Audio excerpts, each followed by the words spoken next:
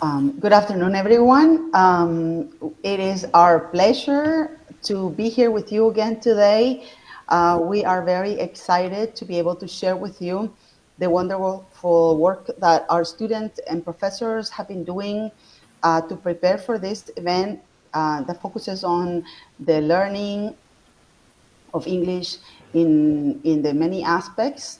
Yesterday we had wonderful presentations about using AI for teaching, using AI ethically, and some other wonderful presentations such as academic writing strategies for self-learning, speech and language therapy. And today we have another full evening of really good presentations and activities, including topics related to translation, interpretation. Also, we're going to have with us Cynthia Rolon, the Secretary of Paratiso, sharing with you about our organization and the many opportunities that becoming a member will give you for growing professionally as an English professional. And also Alejandra Junya from Education USA will be sharing about the different opportunities for mobility and for scholarships that the Education USA program from the American Embassy offers to our students and graduates. As you know, Education USA has a location at the UNA campus at the main library. So she works there and she will be sharing with you all of those great opportunities. I would like to take this moment to especially thank all of our faculty and students who work tirelessly to make this event possible. And most especially Professor Christian Christoffel, our wonderful English coordinator, and also all of the students from all of the different years, you know, the different delegates, and also all the students who spend time and their professors and that guided them through the process in to make these presentations possible, and also the faculty that has been presenting at the symposium. Thank you very much. Thank you, all of the listeners. Hopefully, you will find this symposium very enriching, and we hope you have a great afternoon and evening. Thank you so much, Profe Canese. Those were nice words. Yeah, as she said, we have an amazing evening today of amazing presentations and guests. So let's move on it. So I would like to know if the presenters are ready. Okay. I see that someone is on the waiting. So whenever you're ready, just let me know. Let us know.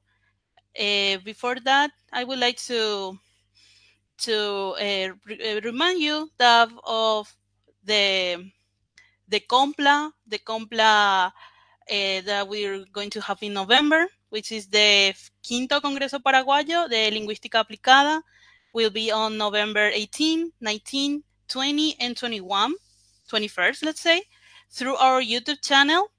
And also, we are in the call for paper process now. So if you'd like to present, please contact us on our Facebook page.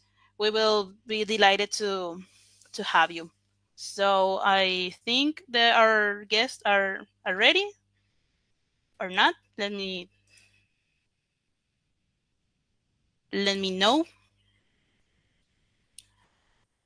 Also, just we are going to. I mean, we are in our final day of the symposium.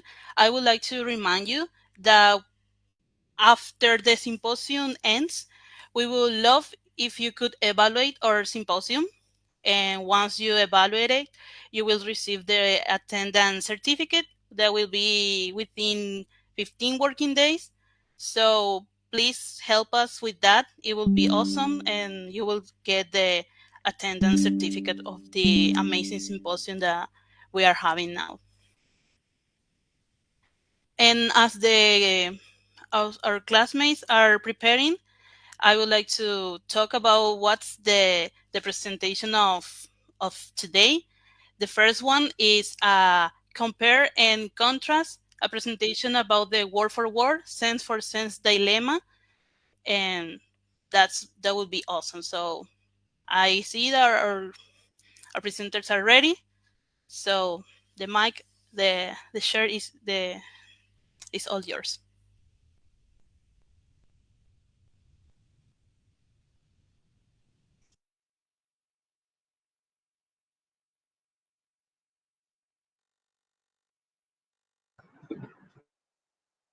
Okay, good afternoon, everyone. Today we are going to delve into the historical debate surrounding word for word translation versus sense for sense translation. We are going to talk a little bit about its definitions. We are going to compare and contrast and talk a little bit as well about its historical background. Thank you. Next slide, please.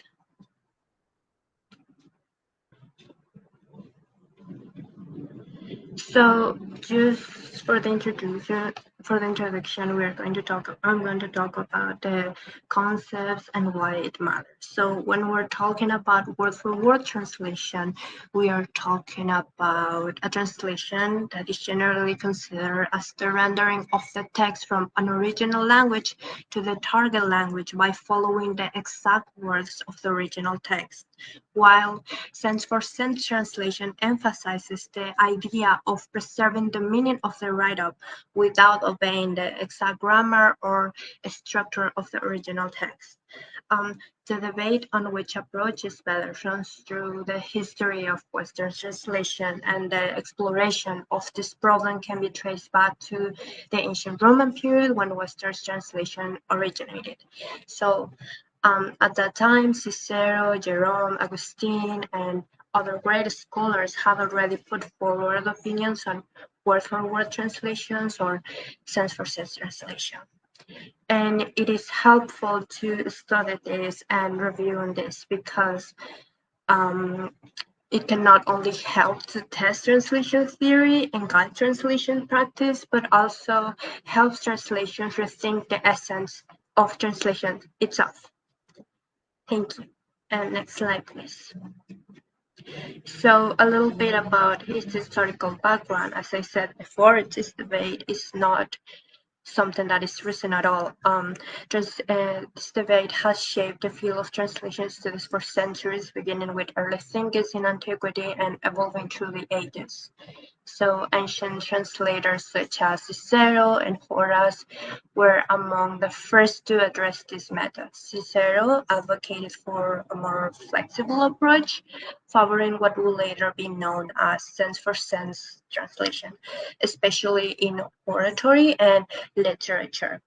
And similarly, Horace believed that a good translation should capture the meaning rather than strictly adhering to the words. So during the early Christian era, Saint Jerome, the translation of the Latin Bible, the Vulgate, famously embraced a sense for sense approach when translating the scriptures. However, he remained cautious because he was aware that any deviation could be considered heretical. So he sought a balance, translating sacred texts closely, but allowing for more flexibility in less formal writings. Now, in the Renaissance, the scholars like Martin Luther and Etienne Roulet further contributed to the debate because Luther's translation of the Bible into German leaned towards sense for sense, because he was aiming to make the text understandable to ordinary people, whereas Dolet proposed five principles for translation, advocating for a balance, but stressing still the importance of conveying the other's meaning over the exact words. Now, in the Enlightenment period, um, this period brought figures like Alexander Fraser Tytler, who wrote The Principles of Translations. He argued for a middle ground, emphasizing that translation should be faithful to the original content while also considering style and readability in the target language. So, throughout history, these two approaches have evolved, have been debated, and developed into distinct schools of thought and influencing the methods and strategies of translation today. Thank you. Next slide, please. Hello, everyone. Now that we have established the historical background of this debate that has been going on for thousands of years now, it's time to talk about word for word translation to dig deeper into it. And a disclaimer before I start, I find it important to mention that for the sake of this presentation, we will be using word for word and literal translation as synonyms, as some authors back up. But there are authors that make a distinction between the both of them. But yeah, we will be using word for word and literal translation as the same. So, what is word for word literal translation? It is a translation method where the translator replicates the source text as closely as possible in the target language by translating each word or phrase without adding, omitting, or significantly altering the content. The primary goal is to preserve the exact syntactical structure and the word choice of the original text. Literal translation is often distinguished by its emphasis on fidelity to the source material, especially in terms of vocabulary and grammar. It is the most effective in contexts where the languages involved share similar grammatical structures and cultural contexts, allowing for a straightforward transfer of words and meaning. Word for word literal translation is commonly used in contexts where precision and adherence to the original text are crucial, such as certified translation, legal documents, technical manuals, and even certain literary works. And to give an example of literal word for word translation, we have the Spanish phrase El gato está en la mesa, which translates literally to the cat is on the table in English. In this example, we can see that each word in Spanish was translated directly to its English equivalent, maintaining both the structure and the meaning of the original sentence. This example demonstrates how literal translation works effectively in cases where the sentence structure and idiomatic expression are similar in both the source and target languages. However, if we have more complex texts, especially those involving unique idiomatic expression or cultural references, literal translation might not convey the intended meaning of the source text as effectively on the target text. Next slide, please. Now we have some characteristics of word for word translation. Firstly, it involves a direct and exact translation of words and phrases from the source language to the target language. This approach prioritizes fidelity to the original text, ensuring that the words and syntax are preserved as much as possible. Secondly, literal translation often maintains the grammatical structure of the source language, which can lead to sentences in the target language to be grammatically accurate, but that sound unnatural or weird even to native speakers. The focus remains on the form of the source text rather than fluid or idiomatic correctness in the target language. Thirdly, literal translation tends to be more straightforward and less interpretative. It avoids paraphrasing or rephrasing and steers clear of adding or omitting content for the sake of readability or cultural adaptation in the target text. This characteristic makes it particularly suitable for technical, legal or scientific texts where precision and unambiguity are crucial. And another final characteristic is the limited consideration of cultural nuances and contextual meanings. Literal translation might not effectively convey cultural references, humor, or idiomatic expressions that do not have direct equivalents in the target language, which can lead to a lack of cultural sensibility in the translated text. Thank you. Next slide, please.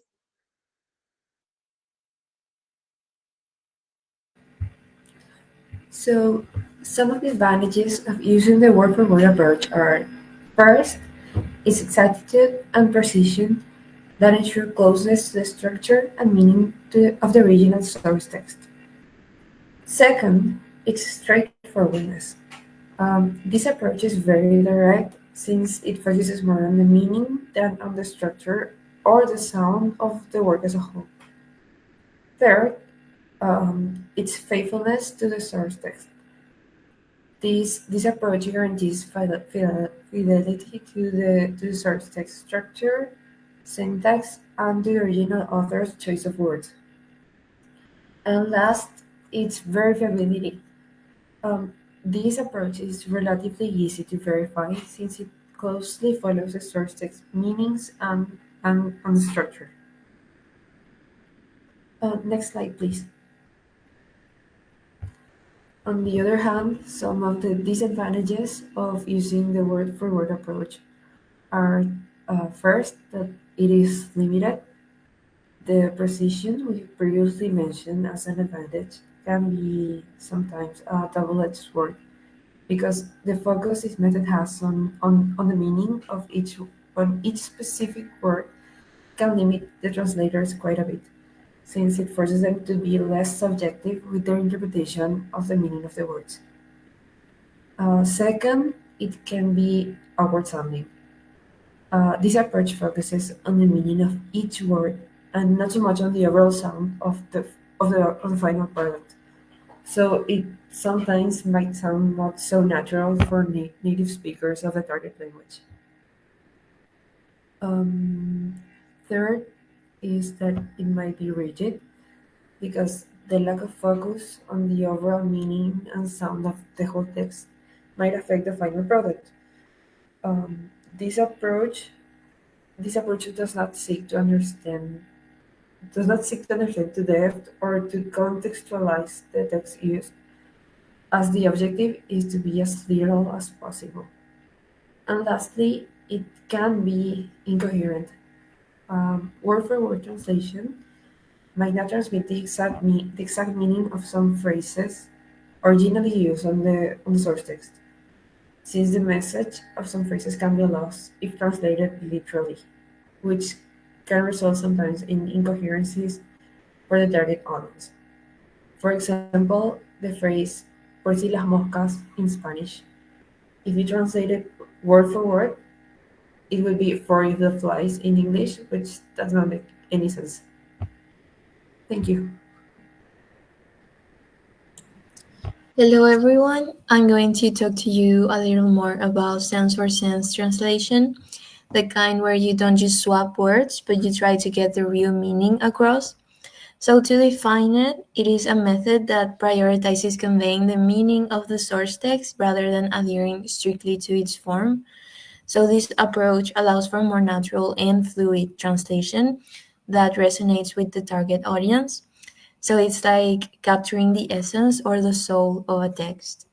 And this method is crucial in various fields, including literature, technical translation, and cultural exchange. So, for literature, it captures the essence and emotional depth of literary works. And for technical translation, it ensures clarity and accuracy in conveying specialized information. And for cultural exchange, it facilitates understanding and appreciation between different cultures. Then some key characteristics. The primary goal is to accurately convey the underlying meaning of the source text, ensuring that the in translation with the target audience. So it's like translating a poem. It's not about getting the words right, but capturing the poet's heart and soul. So that's the essence of sense for sense translation. And then sense for sense translation allows for flexibility, adapting the source text to fit the cultural and linguistic context of the target language while preserving its essence. Next slide, please. There are also some challenges for sense for sense. Um, the first one is understanding and conveying cultural references and idioms can be complex. So it's like trying to explain a Paraguayan joke to someone who's from a different country, and that's the challenge of cultural references. because in translation we have to bridge those gaps in to make the text more relatable. And then finding equivalent expressions in the target language that maintain the original's intent. And also navigating ambiguous phrases that may have multiple interpretations. So that one is like when you're reading a book and you read a line, you can understand that there is another meaning that's not being explicitly written. So it's like reading between the lines, and ambiguity can be a translator's best friend or worst enemy, because sense for sense translation requires us to decipher the intended meaning and convey it clearly. Next slide, please. Some historical context. Sense for sense translation can be traced back to Cicero, and that's a phrase from him about his translation method. And he advocated for a translation style that preserved the ideas and forms of the original text while adapting the target language usage and moving the listeners. Then another key figure of the sense for sense translation was Saint Jerome. He was the most renowned Western translator. Citing Caesar's authority, he justified his own Latin revision and translations of the Christian Bible, which later became known as the Latin Vulgate. And he emphasized the need for a sense for sense approach in translating sacred texts to maintain their meaning without distorting the original message. Next slide, please. Now, some main exponents. The first one is Friedrich Schleiermacher. He discussed different methods of translating, emphasizing the importance of understanding the source text. He claimed, and I quote, that there are only two methods of translating. Either the translator leaves the author in peace as much as possible and moves the reader towards him, or he leaves the reader in peace as much as possible and moves the author towards him. And then Susan Basnet, she highlighted the recurring themes in translation theory, including the sense for sense approach. And according to Basnet, translation does not only involve the replacement of lexical and grammatical elements between two languages, but also requires conveying the cultural settings of the texts. Thank you, and my classmate will talk about some advantages and disadvantages. Hello, everyone. So now that we know a little bit more about the sense for sense approach to translation, I want to talk about some advantages and some disadvantages. First, for the advantages, as the name of the approach may suggest, there is a big emphasis on meaning or sense. So the first advantage is meaning preservation, because when we are translating sense by sense, we take a very close look at the meanings in our source text instead of the individual words. So instead of being focused on rendering word by word, the translator is focused on the preservation of the meanings of the original text. And by doing this, the translator really ensures that the target reader is receiving the same meanings that the source text intended to at the beginning. Then, for the second advantage, we have cultural accuracy. In several texts, we will find cultural references, expressions, or idioms that may only really make sense for the culture of the source text. And in those cases, translating word by word wouldn't really work that well. So instead, if we use the sense for sense approach, this will allow us to adapt those references to our target culture so that our readers can actually understand. And by doing this, again, we're not only ensuring that the readers understand the references or idioms, but that they can actually connect with what they're reading. As I said before, the approach is concerned with ensuring that the target reader receives the same messages. So there is a target reader consideration. Um, when we are translating sense by sense, we are also considering who our target readers will be. So, as before starting translating, we may ask ourselves who are the people that will read this text? What background knowledge may they have, or what are the cultural considerations that we need to take into account before starting um, translating? And all of this is done to ensure that the target reader does receive an appropriate text that fits into their specific needs. And finally, we have naturalness and flexibility. As for naturalness, the sense for sense approach allows the target text to be read more naturally. And this is because we can adapt sentence structure, how we phrase certain expressions, or the expressions or idioms themselves that we end up using in our translation. And this allows for the reading of the target text to not be as awkward as it would be if we only translated word by word throughout the whole text. And as for flexibility, the approach really does allow the translator to have more flexibility in how they go about their work. So it doesn't cage them into only rendering the individual words of a source text into the target language. And as a consequence, the translator can use several techniques to translating. So those were the advantages, and now I'm gonna talk about some disadvantages of the approach. So the first drawback is that the sense for sense approach may be time consuming, and this is because finding cultural references that fit into our translation, technical expressions, or researching about the cultural needs of the target reader takes time and effort. So this approach does it is time consuming. Then we have a word for word text. So sometimes there are texts that call for word approach, and we cannot really use a sense for those. And this may happen with technical texts, like, for example, medical, legal, or scientific texts, sometimes require oftentimes require word for word translation because the language they use may be very nuanced, and making changes could come with some losses or with some changes in meaning. Then we have subjectivity.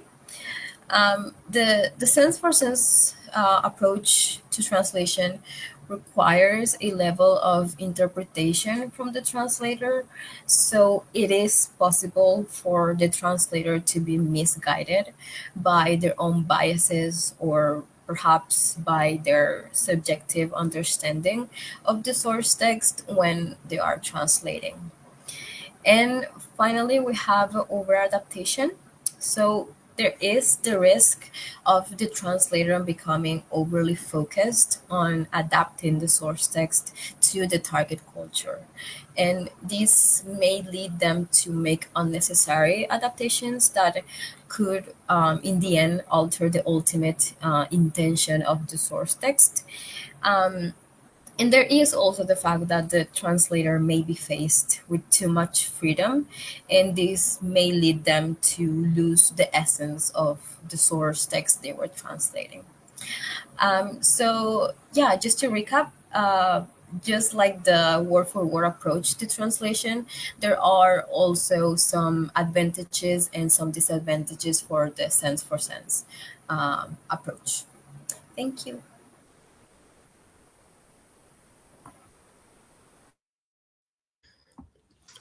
Okay, good morning. Good afternoon, everyone. Hello, professors, and also let me greet Rocio Gomez. We were classmates 5 years ago. Nice to see you again.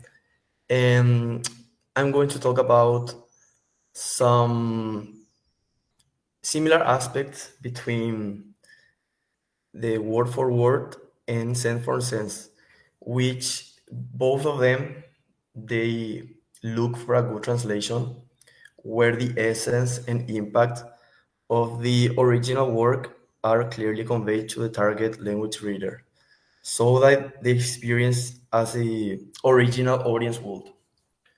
Both word for word and sense for sense aim also to faithfully convey the original message. In one hand, word for word focuses on the exact wording, while sense for sense emphasizes the intended meaning. Word for word translation offers high precision in terms of specific terms and structure, similar to sense for sense translation's precision in capturing the overall meaning and context. For example, the phrase break the ice or romper el hielo in Spanish is not only a word for word phrase, but also a idiomatic expression.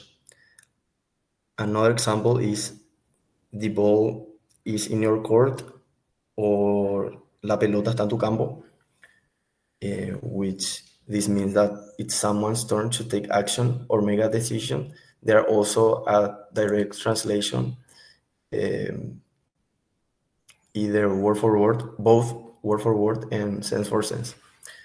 And both of these methods face challenges. Word for word can result in awkward phrasing, and sense for sense may stray from the original text exact wording. Thank you.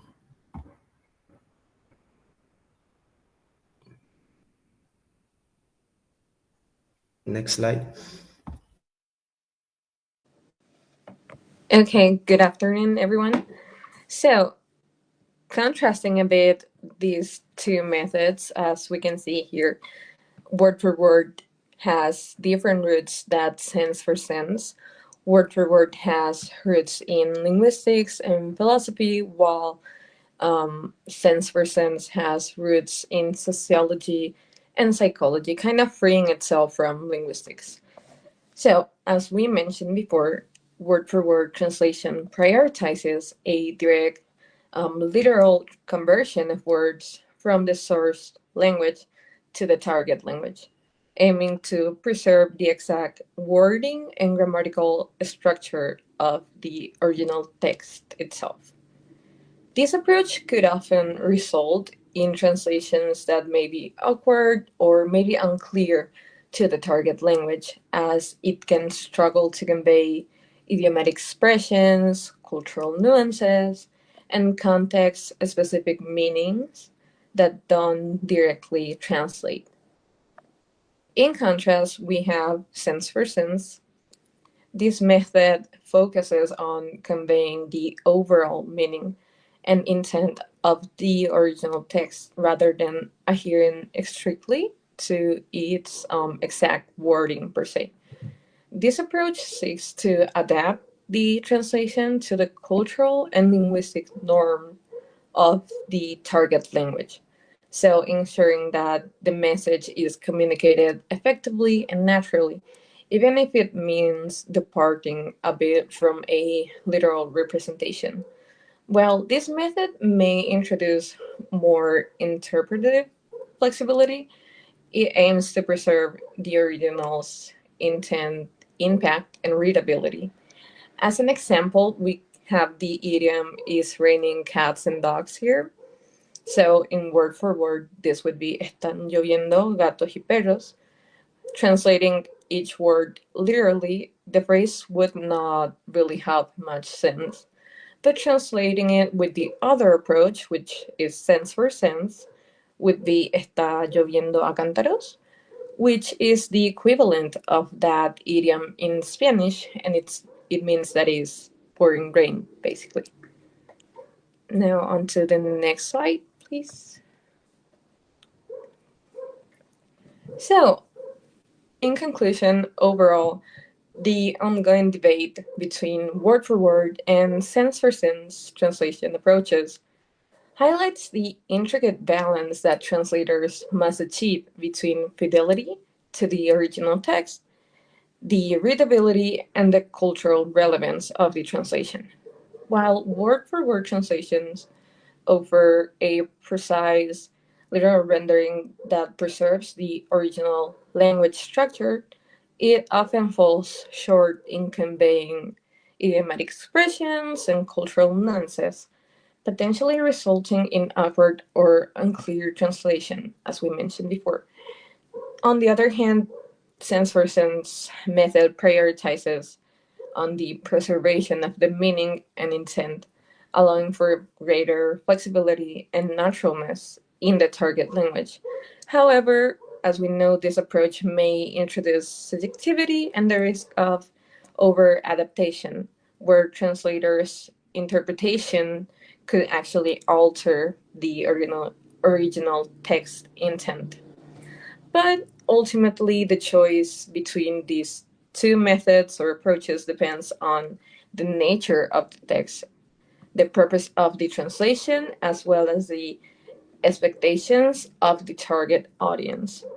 So, a translator must carefully consider these factors and possibly blending both approaches to produce a translation that is not only accurate but also culturally resonant and easily to understand by the reader or target audience. And that would be it. Thank you so much for listening.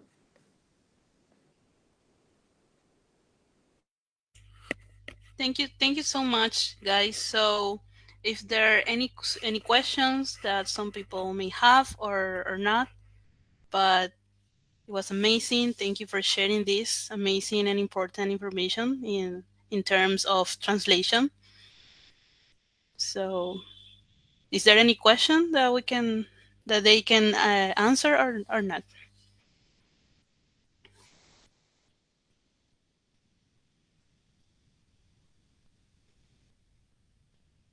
By the way, hello, Alan. Thank you. It's great to see you again.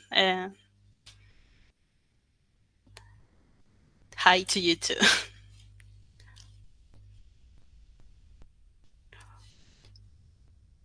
Well, if there isn't any questions, I would like to say again, thank you guys for this presentation, and that was awesome. This would be recorded and will be on our YouTube channel and on the Instituto Superior de Lenguas webpage too, if you would like to watch it again or have it.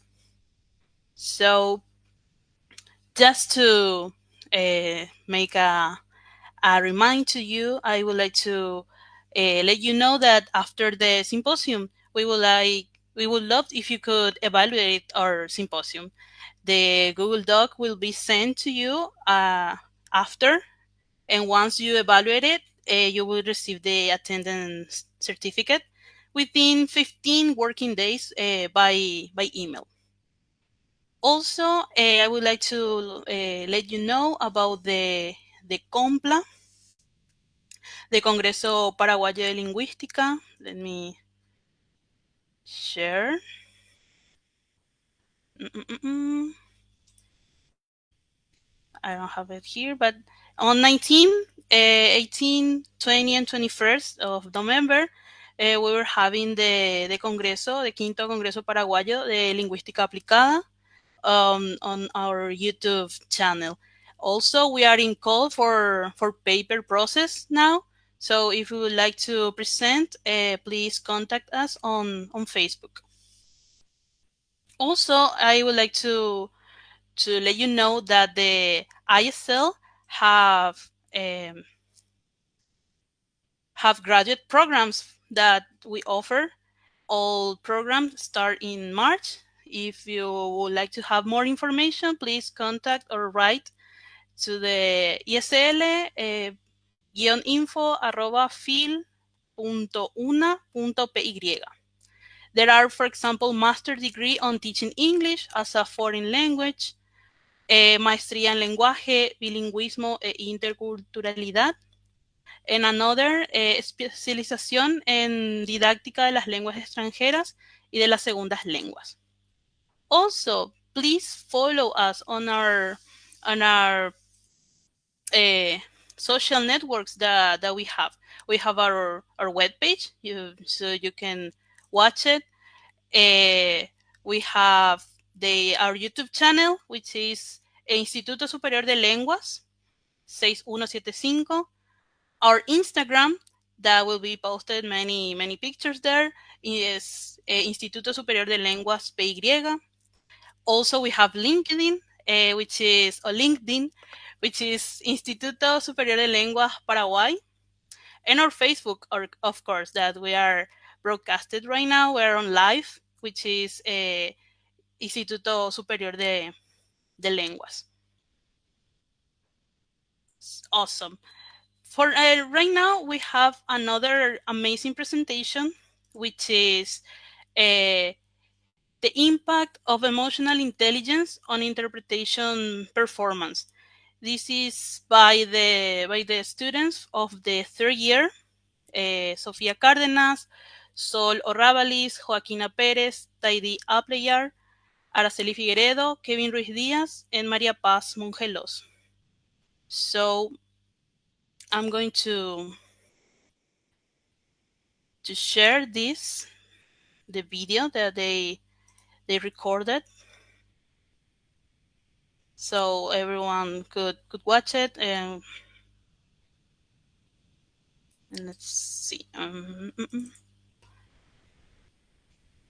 preparing. Sorry. So let me.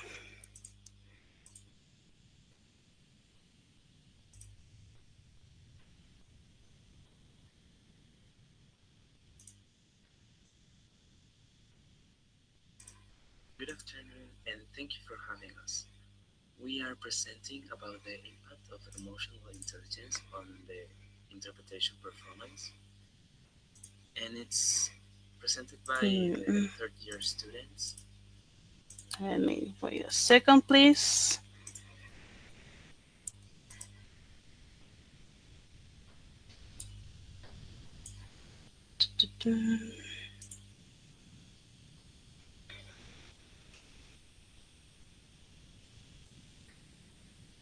One minute, please.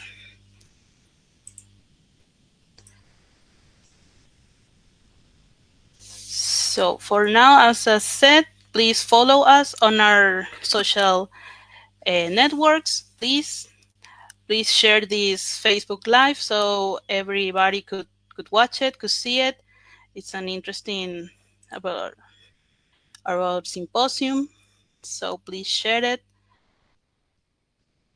And of course, all these videos from these 2 days will be posted so you can watch it later. Let me.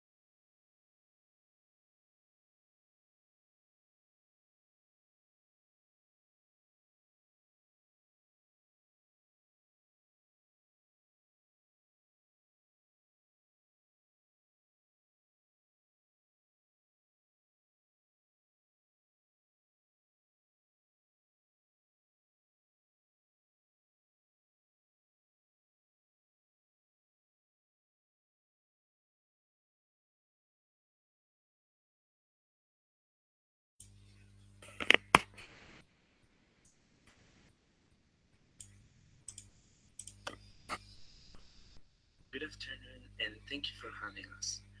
We are presenting about the impact of emotional intelligence on the interpretation performance, and it's presented by the third year students, Kevin Luis Diaz, me, Solo Ravalis, Taide Appleyard, Araceli Figueredo, Sofía Cárdenas, Joaquina Pérez, and Paz Mojedos. Next, please.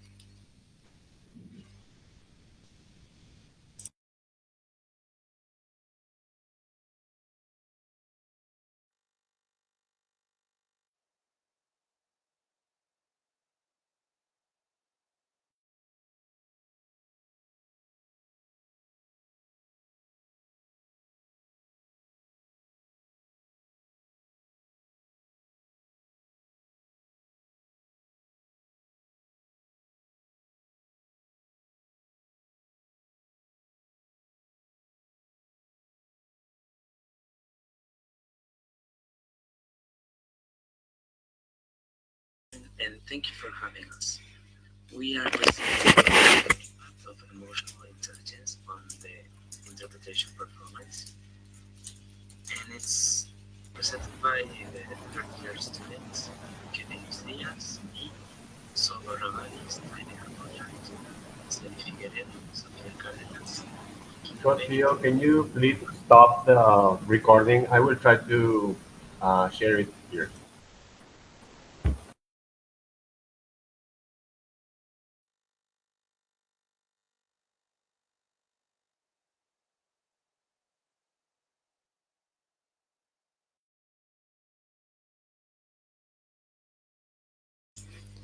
Sorry, people, we're having technical problems, issues. I'm so sorry, but we'll be we'll be back.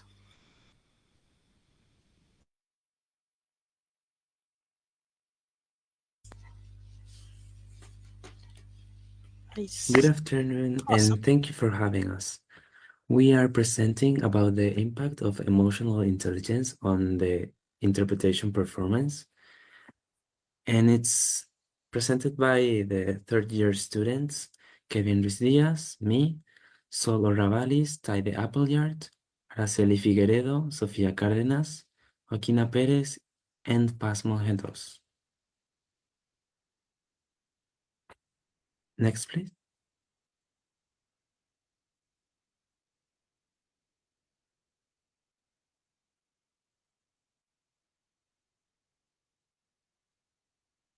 We are going to cover the concept of what is emotional intelligence, what is interpretation, and the types of interpretation that there are. Also, the functional translation theories for interpretation, and stress management and emotional intelligence on interpretation performance.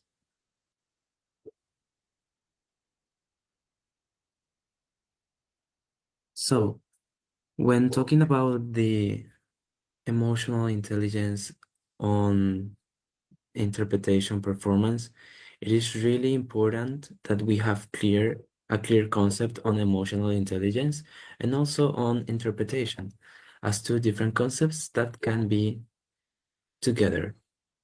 So, emotional intelligence can be described as the ability or the capacity, skill to identify, assess, and manage the emotions of oneself or others and of groups.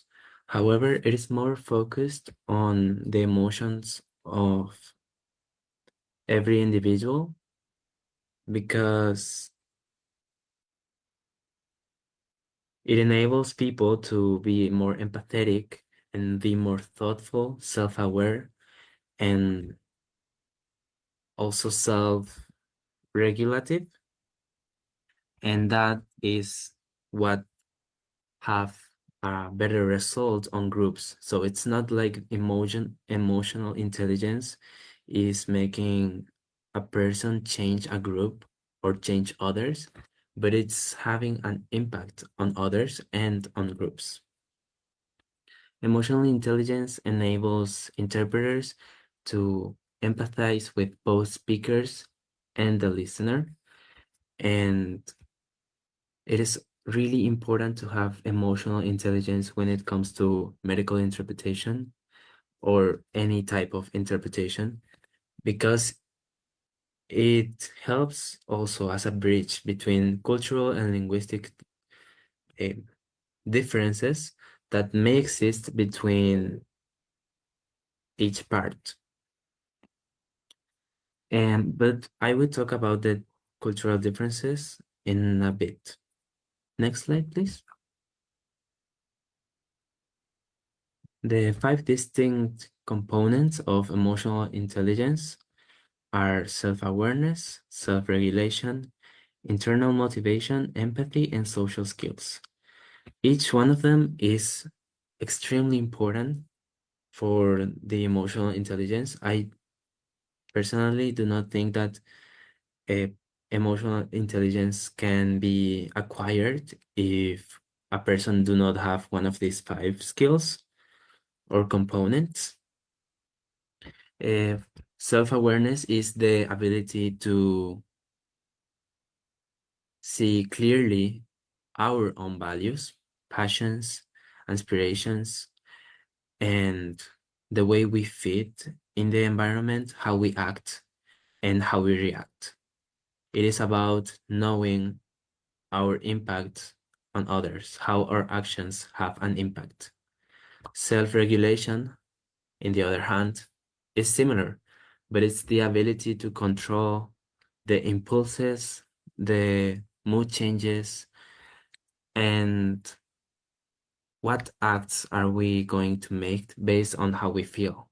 So with self-awareness, we know how we feel, we know how we want to react, but with self-regulation, we choose how to react, which is the better way to go. And it's good that people can feel strong emotions, but it is ideal to have self-regulation to live peacefully in an environment without social repercussions or without damaging relationship with others.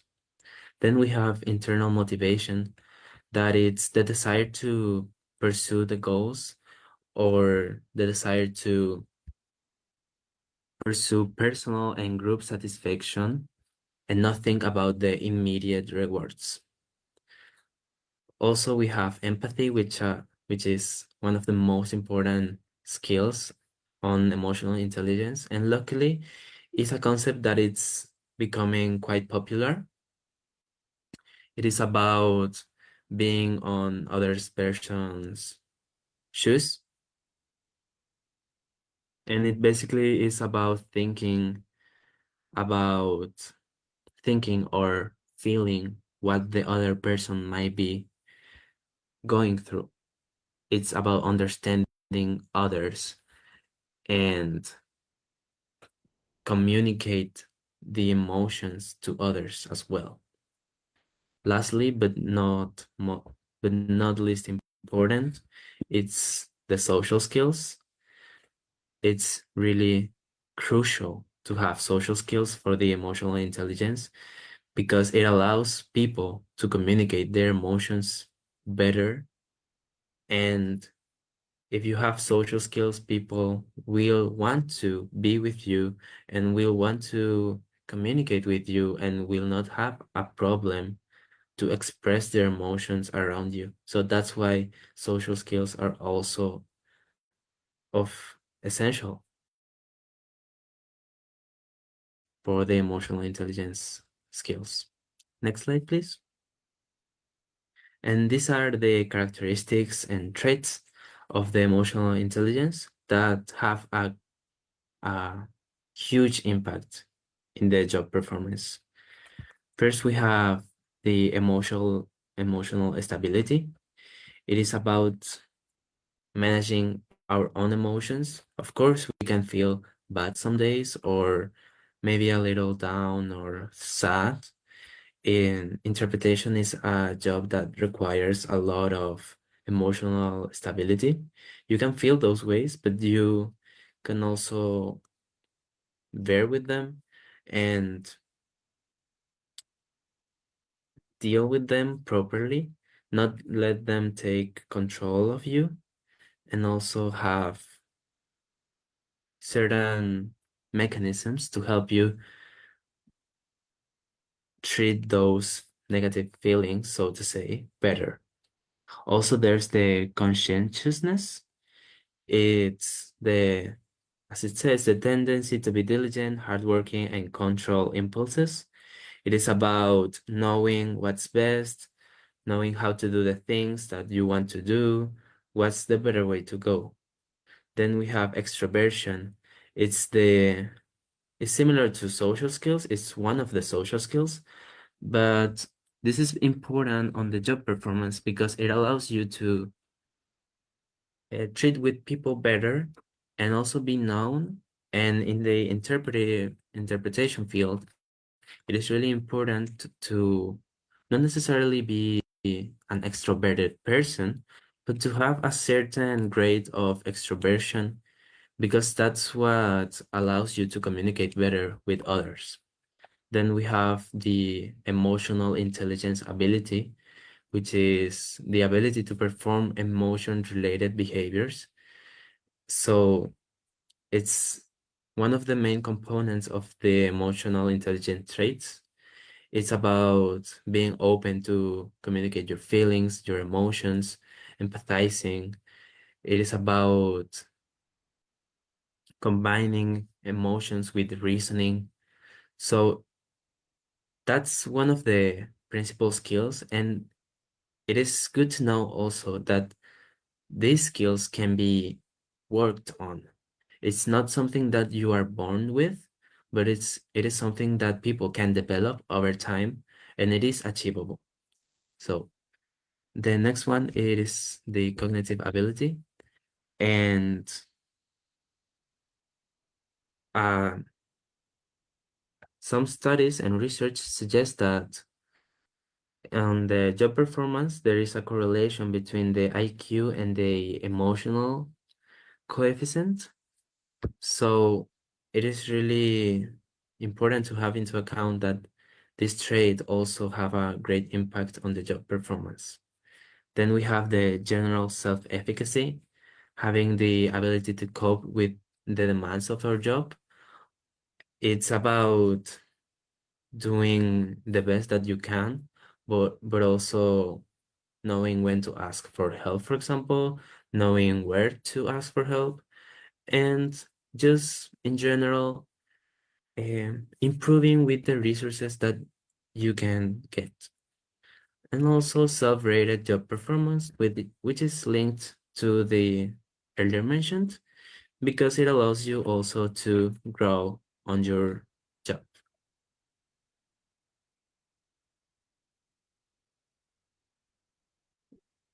And then we have how does emotional intelligence influence interpretation? It influences interpretation because the emotional intelligence enables interpreters to empathize with both the speaker and the listener. It basically bridges the sensitivity of both sides with compassion, but also without leaving any feeling behind. You have to transmit everything to both sides. And by recognizing and validating the emotions, the interpreters can create a safe space and a supportive space for meaningful communications. And it enhances trust and understanding between everybody. Also, it is good to understand and to have into account that cultural differences can also really have a significant impact on communication that can lead, of course, to misunderstandings or misinterpretations. But this is also why emotional intelligence is really to be taken into account in this regard because it navigates these diverse settings and scenarios with humility, recognition, and it allows people to express their emotions and expressions that can be different across cultures, but can be brought together with empathy, with emotional context, and avoiding things like bias and judgment. Thank you. Next slide, please.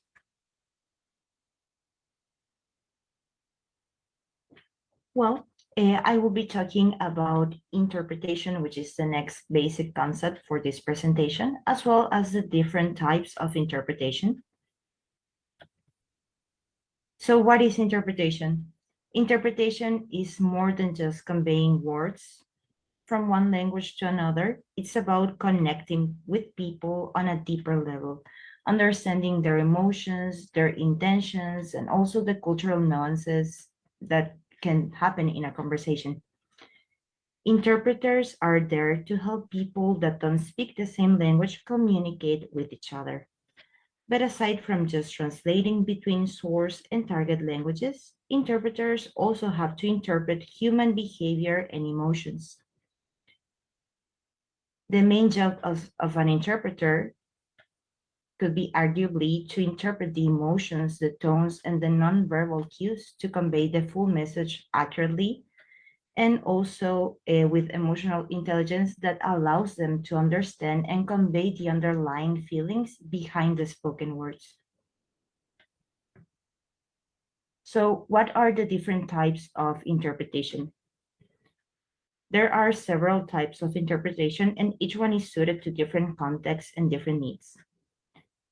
As some examples, we can mention simultaneous interpretation, or SI, in which the interpreter translates the spoken language in real time while the speaker continues to talk. This is commonly used in conferences and large meetings. We have consecutive interpretation, or CI, in which the interpreter waits for the speaker to finish a segment of speech before translating it. This method is often used in smaller meetings, in interviews, or in legal settings. We have whisper interpretation, in which the interpreter whispers the translation to a small audience or to an individual while the speaker continues to speak. This is useful in situations where only a few people need interpretation. There's sign language interpretation, which involves translating the spoken language into sign language for the deaf or hard of hearing. It is used in various settings, including education, healthcare, and public events. There's also liaison interpretation, or it's also called dialogue interpretation, in which the interpreter translates in both directions for two or more people who are having a conversation. This is often used in business meetings, medical appointments, and legal settings. Some other types of interpretation include escort interpretation, which is also called travel interpretation, in which the interpreter accompanies an individual or a group during a travel or a trip, providing interpretation services when needed.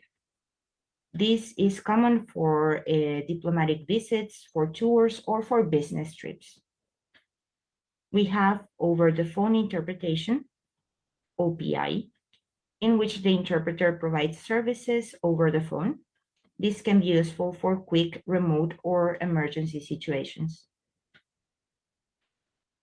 There is relay interpretation that involves multiple interpreters, and one interpreter translates the source language into a common language, while the other interpreter translates from the common language to the target language. This type of interpretation is usually used when there are no interpreters available for a direct language pair. There's remote simultaneous interpretation, where in a fashion that is similar to simultaneous interpretation, the interpreter works remotely, often using specialized software. This has become more common with the rise of virtual meetings. And lastly, we have video remote interpretation, or VRI, that is similar to over the phone interpretation, but in a video call format. Each type of interpretation has its own set of challenges and requires specific skills.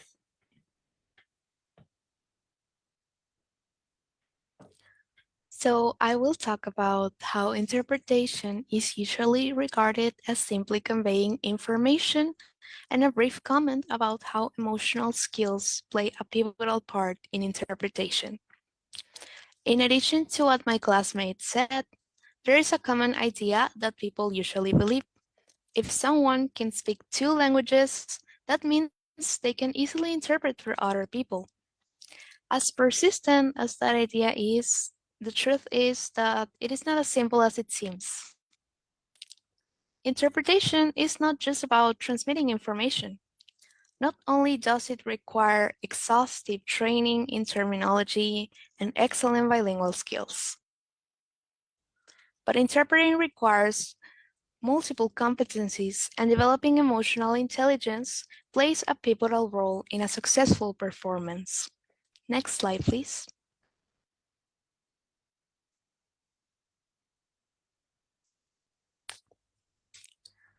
As I was saying, interpretation involves eliciting emotions, building rapport, and facilitating genuine human connections. However, it also involves attentive listening at all times and working under quite stressful conditions.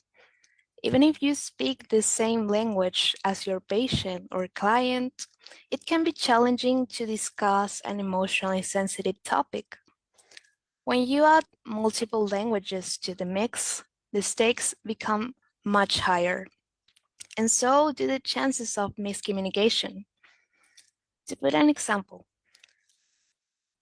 interpreters are often needed in medical settings where patients and providers cannot fully understand each other and require another party that will be able to break through these language barriers and facilitate more fluent communication. All of that while remaining polite, unbiased, and faithful as much as possible. During these medical sessions, there may be times when interpreters will be facing emotional challenges and dealing with susceptible topics, whether it be delivering bad news to the patient's family or conveying a patient's struggles that could easily overcome someone if he or she does not have the tools to cope with such information.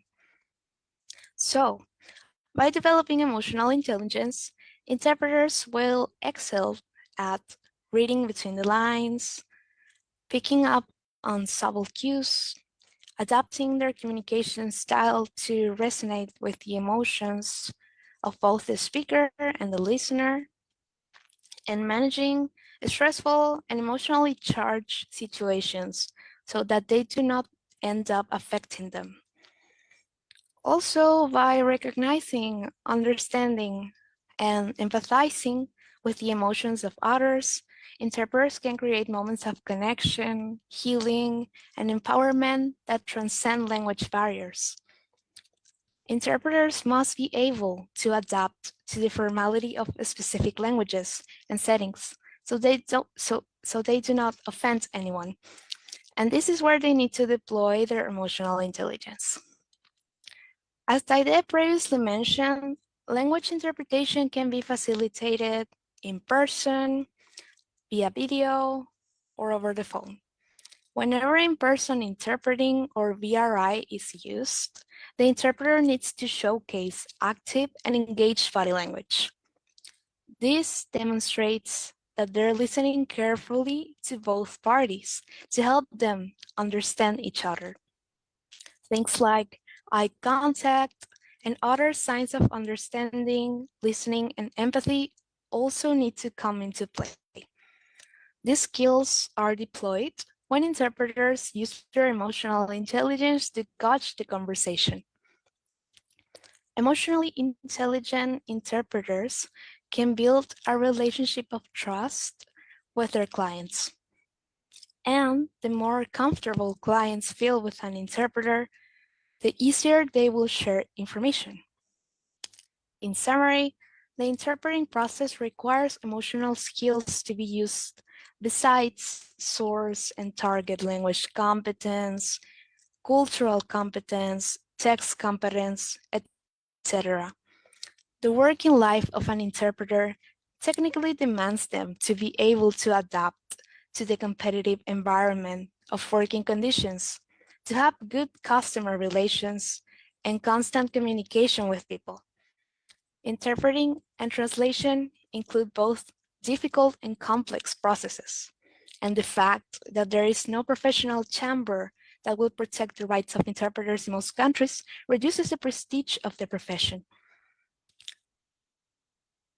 Next slide, please.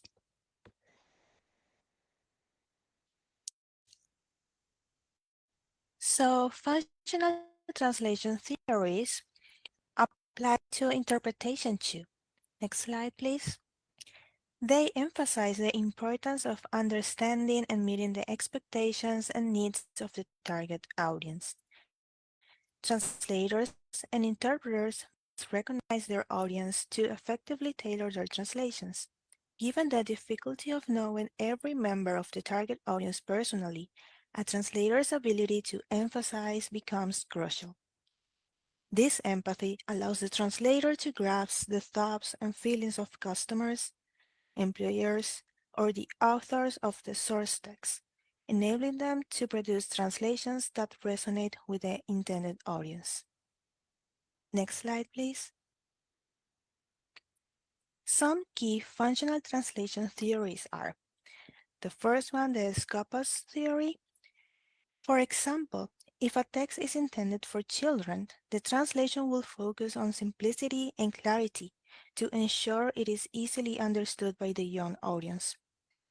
We also have the text type theory. It classifies text into different types, can be informative, expressive, operative, based on their function. North's functionalist approach, emphasizing the importance of translation briefs, which provide the translator with information about the purpose, target audience, and other contextual factors. Action theory. The focus is on the interaction and communication process rather than the mere textual transfer. And lastly, functional equivalence. It focuses on producing a translation that has the same effect on the target audience as the original text did on its original audience. Next slide, please. Some elements that enable translators to bridge cultural gaps.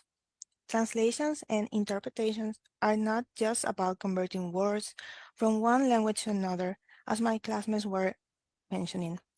They involve understanding people, situations, and the broader cultural context. Intercultural communication competence, therefore, is vital, involving both cognitive factors such as knowledge of the language, history, and cultural nuances of the target country, and non-cognitive factors like openness, tolerance, and empathy towards culturally diverse individuals. These elements enable translators to bridge cultural gaps and communicate effectively across languages. Next slide, please.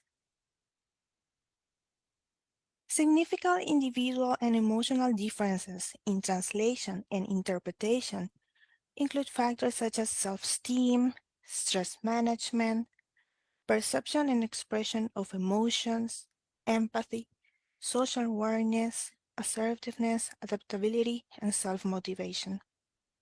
These non-cognitive factors, especially emotional intelligence, play a pivotal role in the practice of translation and interpreting.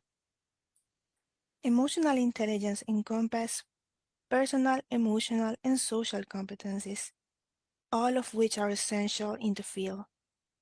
The ability to appraise and communicate one's own emotions, as well as understand and manage the emotions of others, is a key aspect of intercultural communication. For translators and interpreters, this means being able to recognize and respond to the emotions and needs of clients, authors, or readers, and effectively convey these elements across languages and cultures. Emotional intelligence, therefore, is not just a desirable skill, but a necessity one for successful translation and interpreting performance. Next, please. Now, I will talk about some examples that we can find. Empathy in translation. A translator working on a memoir about the Holocaust must emphasize with the author's experiences and the emotional weight of the narrative. The translator must convey not only the factual content but also the deep emotions of fear, loss, and hope present in the text. Understanding the trauma behind the words allows the translator to choose language that resonates with the target audience, preserving the emotional impact of the original text. Then we also have intercultural communication competence. A translator working on a marketing campaign for a product launching in Japan needs to be aware of Japanese cultural norms and values. For instance, while Western advertising might emphasize individualism and bold statements, Japanese culture values humility and group harmony. The translator must adapt the campaign's tone and messaging to align these cultural expectations, perhaps focusing on community benefits rather than personal achievements. Lastly, but not least important, emotional intelligence in interpretation. My example is that during a medical consultation, an interpreter is translating between a doctor and a patient who is visibly anxious about a diagnosis. The interpreter not only needs to accurately translate the medical terminology, but also recognize the patient's emotional state. By using a calm and reassuring tone, the interpreter can help alleviate the patient's anxiety, ensuring clear communication between the doctor and the patient. Next, please. To emphasize what my classmate previously said regarding emotional intelligence, the ability to appraise and communicate one's own emotions, as well as understand and manage the emotions of others, is a key aspect of intercultural communication. For translators and interpreters, this means being able to recognize and respond to the emotions and needs of clients, authors, or readers and effectively convey these elements across languages and cultures. Next, please. In today's world, where borders are disappearing and communities are increasingly multicultural, it is clear that translators and interpreters have a key role to play in building bridges between cultures and in mediating between speakers of different languages. The capacity of translators to understand and transfer sensitive and context-bound information to accurately reflect the meaning of source culture texts and to have the necessary interpersonal skills to adapt to different working situations are all acknowledged as key skills of competent translation professionals.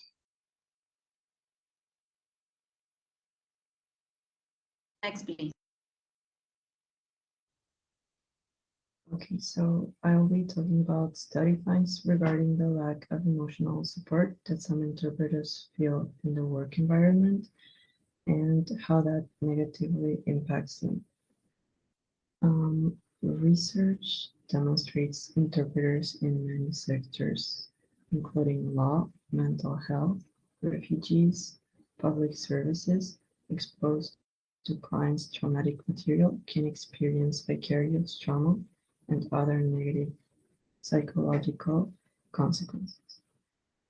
Studies advocate a need to address a disappointing lack of support and appreciation from service providers for the complex, nuanced role interpreters provide. Interpreting organizations recognize this potential for vicarious trauma and burnout when exposed to challenging emotional scenarios, yet support is lacking in many contexts. Ability to manage negative emotions may protect from compassion, fatigue, or adverse psychological consequences. Next slide, please. Managing stress is crucial for medical interpreters to maintain their well-being and effectiveness. Next. Regular breaks.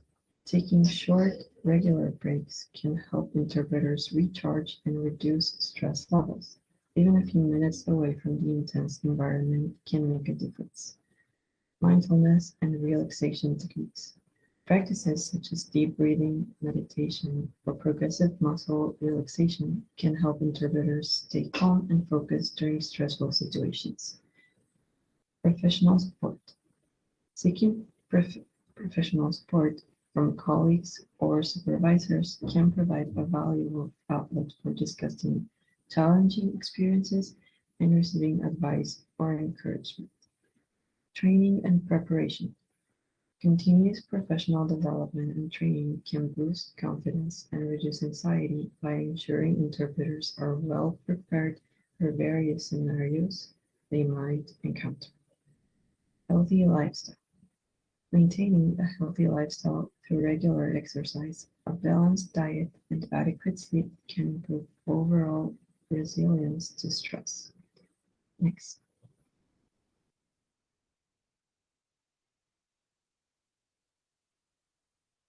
Setting boundaries. Learning to set professional boundaries and knowing when to say no to additional tasks can prevent burnout. Debriefing sessions.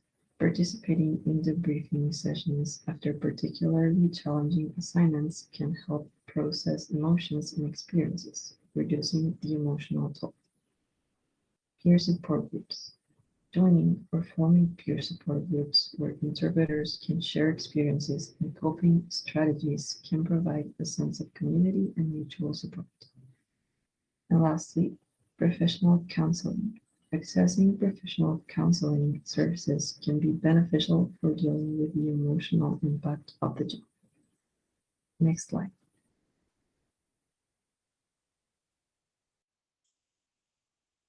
So now let's dive into the role of emotional intelligence. Emotional intelligence plays a crucial role in interpreting because it impacts various aspects of an interpreter's performance and effectiveness. Next slide, please.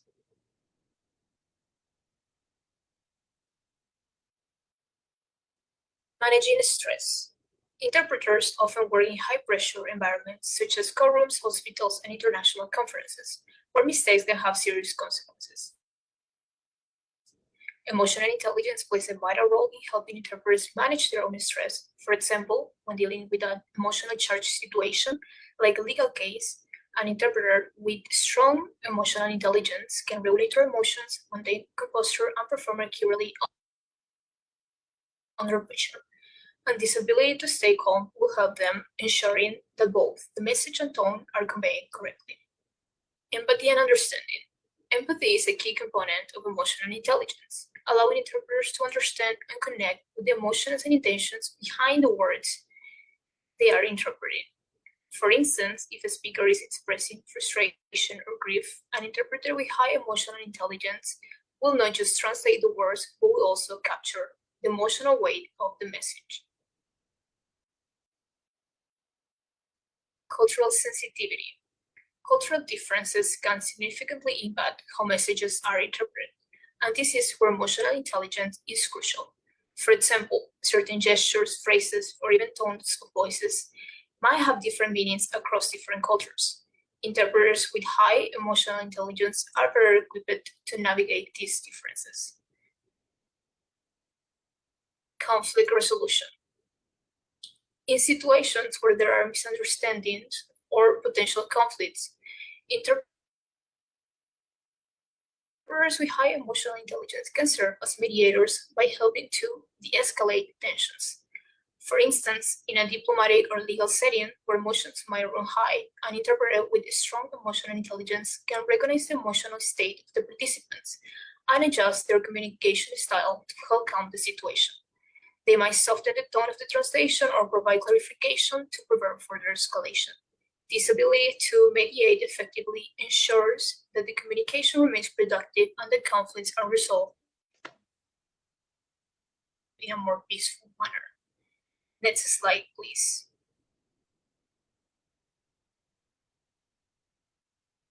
Building trust. Trust is essential in any interpreting scenario, whether it's a medical appointment, a legal proceeding, or business negotiation. By demonstrating empathy and understanding, interpreters can build good relationships with both parties, which will facilitate a more open communication. Adaptability. Even if every interpreting situation is different, and interpreters must be adaptable to handle the different emotional situations that they might encounter. This emotional intelligence will enable interpreters to quickly adjust their approach based on the emotional climate of the situation. And then, at last, we have professionalism. Finally, emotional intelligence contributes significantly to an interpreter's professionalism, especially when dealing with difficult or emotionally charged situations. In settings such as hospital, courtroom, or international negotiations, interpreters are often exposed to intense emotions.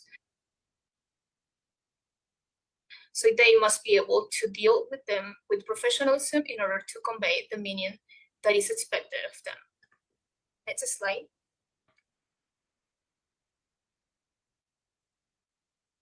I will be giving some examples that demonstrate the interpreter's performance and effectiveness.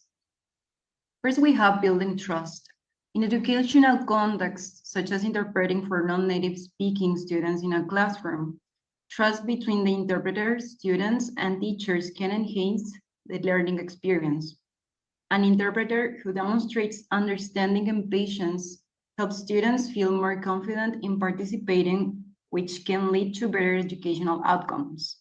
For example, in a classroom where a student is struggling with language barriers, an empathetic interpreter can facilitate smoother communication, ensuring that the students' needs are addressed and that they feel included in the learning environment. Second is cultural sensitivity.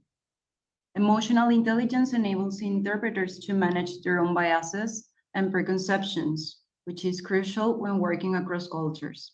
By remaining open-minded and empathetic, interpreters can approach each situation without letting their personal cultural framework influence the interpretation. This helps to prevent the introduction of unintended bias into the communication, ensuring that the message is conveyed as intended by the speaker. Conflict resolution. Interpreters with high emotional intelligence are known to manage their own emotions during conflict resolution.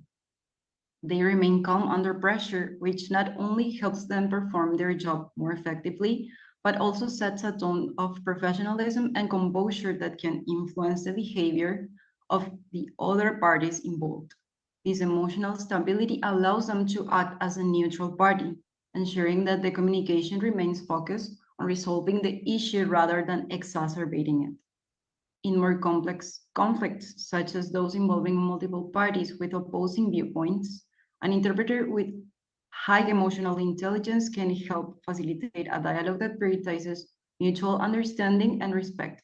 They can identify when emotions are starting to overtake rational discussion and subtly steer the conversation back to a more productive path. This might involve emphasizing points of agreement, gently redirecting attention away from inflammatory statements, or ensuring that all parties feel heard and understood. Next, please. Managing stress. Interpreters must often navigate the emotions of others, not only their emotions. For instance, in international diplomacy, interpreters may encounter differences in emotional expression. An interpreter that has a well-developed emotional intelligence is able to recognize and adapt to these differences, making that the communication is not only accurate but also culturally sensitive. This skill is essential to prevent misunderstandings that could escalate tensions or lead to misinterpretations in critical situations. Emotional intelligence also helps interpreters maintain resilience in the face of challenging assignments. Repeated exposure to high stress environments can lead to burnout if not properly managed. Interpreters should engage in self-care practices, seek support when needed, and maintain a healthy work-life balance, all of which contribute to long-term professional sustainability. This resilience is not only beneficial for the interpreters themselves, but also for the quality and consistency of the service they provide. Then we have empathy and understanding. Empathy also plays a critical role in building trust and rapport between the interpreter and the individuals they are serving. When people feel that their emotions are respected, they are more likely to engage openly and honestly in the communication process. Empathy also enables interpreters to navigate cultural differences more effectively. Different cultures have varying ways of expressing emotions, and an interpreter should be able to recognize and adapt to these differences. By doing so, they ensure that the emotional tone of the communication is preserved across cultural boundaries, reducing the risk of misunderstandings. And finally, professionalism in medical settings, for example, where interpreters might encounter patients in vulnerable or life-threatening situations. Professionalism is equally important. An interpreter can provide the necessary emotional support while still upholding their professional responsibilities. This means being empathetic and compassionate without becoming personally involved in the emotions of the patient or their family. For instance, when delivering difficult news, the interpreter must balance their empathy with the need to remain clear and precise, ensuring that the patient fully understands the information being communicated. Thank you so much for your attention. Scanning this QR code, you can find our references to all the information that we use for this presentation. Thank you so much.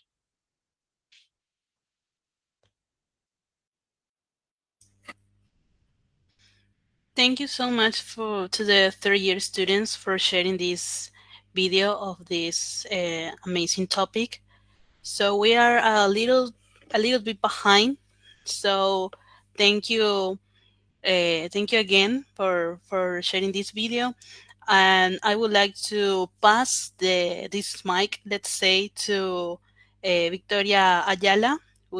She will be the next hostess. So I would like to know if Victoria is here. Hi, Victoria. Hi, Rocio. Hi, everyone. Can you hear me properly? I can hear you, so we can all hear you. So just a few words. Thank you so much. It was an enriched experience to be a hostess. I hope you like it. Keep watching us on live. So thank you so much. Go ahead, Victoria. Thank you. Thank you, Rocio. Thank you, everyone that's here. Thank you to the presenters. That was such an interesting presentation. Thank you so much. So, I am Victoria Ayala, and I will be your hostess for the rest of the evening. And I would like us all to welcome our dear Professor Cynthia Rolon, who is an English language teacher and trainer at the Instituto de Formación Docente Paraguayo Americano (CCPA), and an adjunct professor of pedagogy and researcher at the Instituto Superior de Lenguas, Universidad Nacional de Asunción. Cynthia received a bachelor's degree in English from the ESL UNA and a master's degree in advanced studies in social education from the Universidad Complutense de Madrid, Spain. She's interested in formal and non-formal education, teacher training, instruction in virtual environments, and instructional design. She's been our professor. She's excellent. I know you are in such good hands now, and she will be presenting the Paratiso segment. Thank you, everyone. Hope you enjoy it. Thank you so much, Victoria. That's yeah. Well, if I could blush, I would that would have been happening right now. Thank you so much. Yeah, it's been a pleasure also to have many of you as well as my students. Now some of you are friends, some of you are colleagues because we work at the same places. So yeah, it's a pleasure to be here. But this time, I am representing a Paratesol because, well, it was about time that I began working there. Well, working. uh, just a second. Um, there. Okay, so today I would like to share some information about Pratesol that you guys have heard about, that you have volunteered with us many times, and we are so grateful for that. Um, So we would like to show you a little bit about what a what Paratesol is, what we do, and some other things. Um, Also, congratulations for putting together this wonderful symposium. I uh, I think that every year it's getting better and better. So for you, so let's begin. Oops. Now, yes. So first of all, I assume that you already know what Pratisol is, but just in case, uh, Pratisol is an affiliate of TESOL International. This is a non-profit organization run by committed and caring volunteers. Um, it was founded in 1989. Uh, Many of you were not born back then already, but well, I was. I was like 8 years old. And Pratisol is a community of personal and professional growth with the mission of empowering teachers and professional development.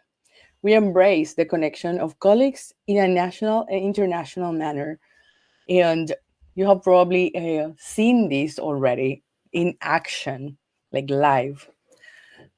Currently, the board members are Professor Valentina Canese. She is our president. Um, Um, my pleasure. And the first vice president is Larissa Nunez, and the second vice president is Remigio Diaz. Our amazing treasurer is Maura Salimben, and I am the secretary.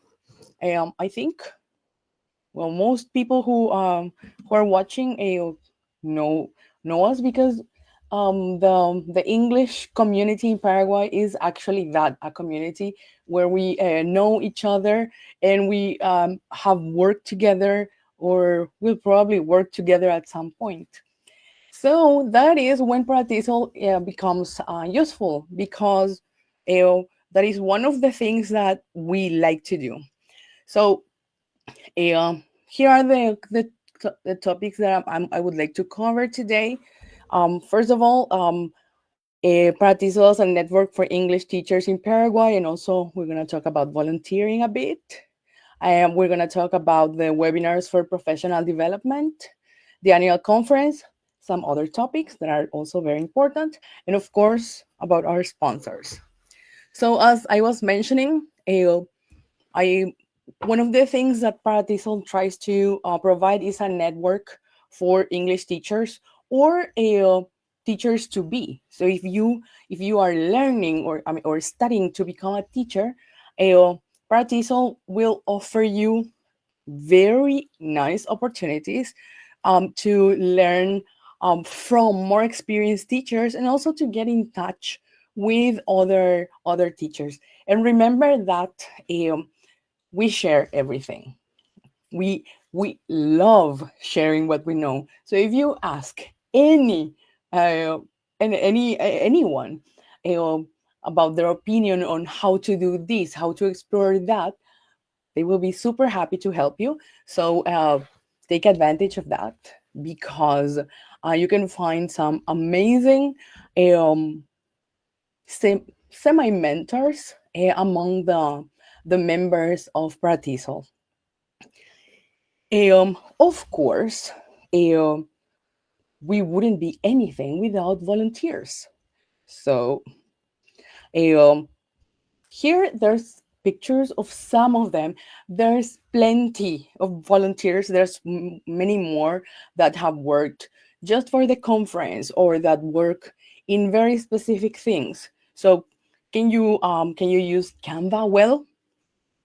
Please, we need you. You can help us make flyers. Um, are you good at making videos? Okay, see what you can do with these materials we have and that we would like to share.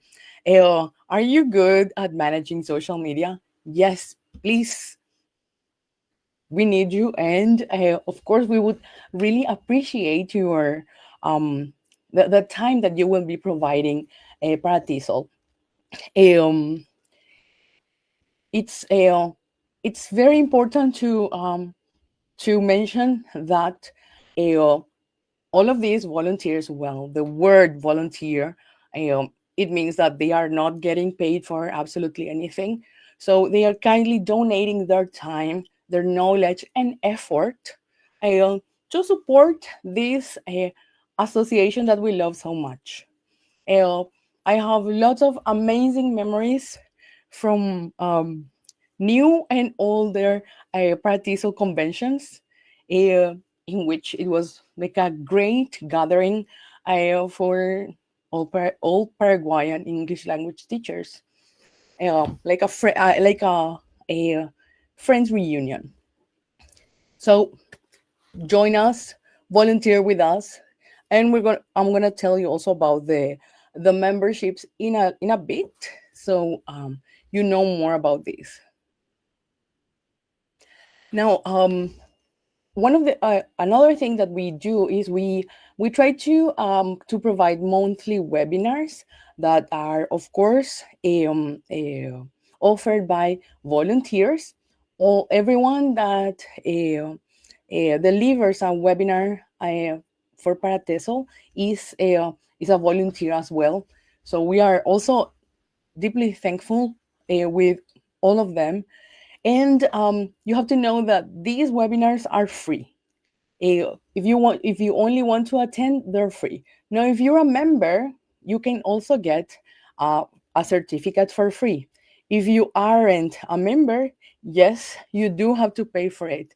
But becoming a member, it's super easy, and it isn't very expensive. It isn't expensive at all. So this is one good thing that we do for the ELT community in Paraguay. Now, this is the major event that Paratisol has every year. Now, this year, the conference was held before because, well, there was a small change, but the new thing was that it was held at Universidad Nacional de Itapúa in Encarnación for the first time ever. And they were amazing. They welcomed us. And all the teachers we met there were so motivated, so anxious to share and learn. And it was amazing. So the topic this year was becoming global teachers. It was held on May 25th on the online version, and in person was on May 31st. So I would like to show you some pictures of the event. Not all of them, but just some, uh, so you can also see how fun it was for all of us. Besides visiting a new city, we also met amazing people, and again, we had fun. And fun meaning we shared with other people, and it was a wonderful meeting. I think, yes, I'm sharing now. Okay, so just a couple of pictures. So these are volunteers from Universidad Nacional de Itapúa that were amazing during the whole day. More volunteers working. Professor Bogado during her presentation. People in the public, of course. So these are just, oh, there's me. More me. Again, me, I'm sorry. Of course, Maria. Then, oh, the U.S. Embassy was also there, um, showing their programs and resources that they offer for English teachers. Professor Remigio. So, if you know, if you were in their classes, you know how good they are. So I just wanted to share some pictures. Now let's go back to the other presentation.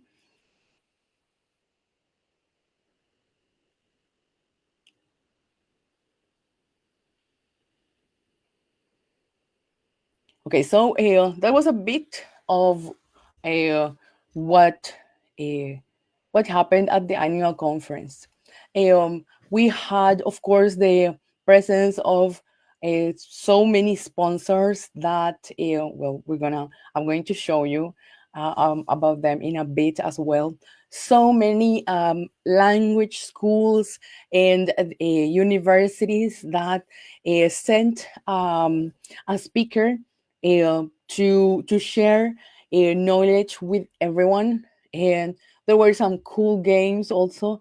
Uh, yeah, I was playing because yes, if there's something to play, you have to play. You can not play. You have to.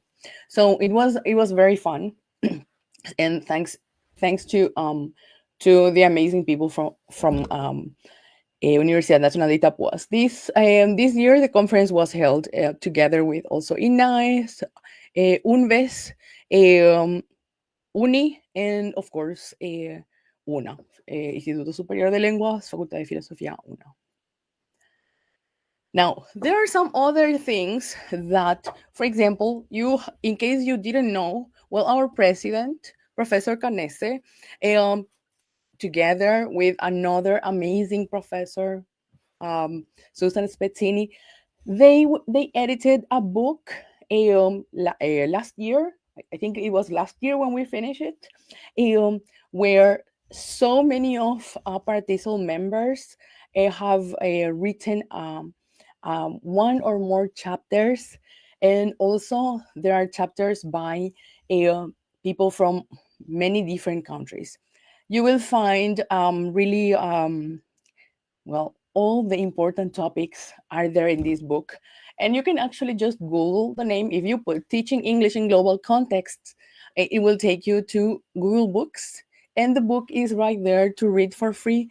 And if you click on the upper right corner, there's an icon to download it as a PDF also. If you want to read just one chapter, you will find um, links to that specific chapter. So it's there for everyone. It's under a Creative Commons license, so it is free. Also, Professor Canese has attended the TESOL convention this year, where she was also able to network with people from other associations, and also people from Paraguay. um, because yes, the farther you go, the more chances you have of finding people who live near you in your own country. Um, and over there, of course, well, she made very good contacts, and then she was also able to bring everything she learned over there to us.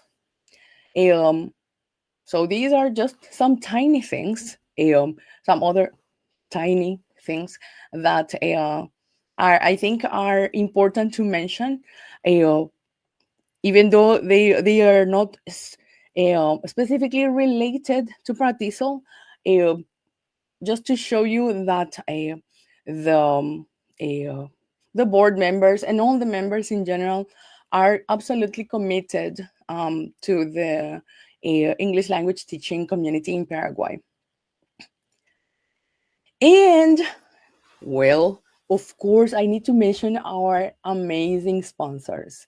Without them, the annual conference wouldn't be possible.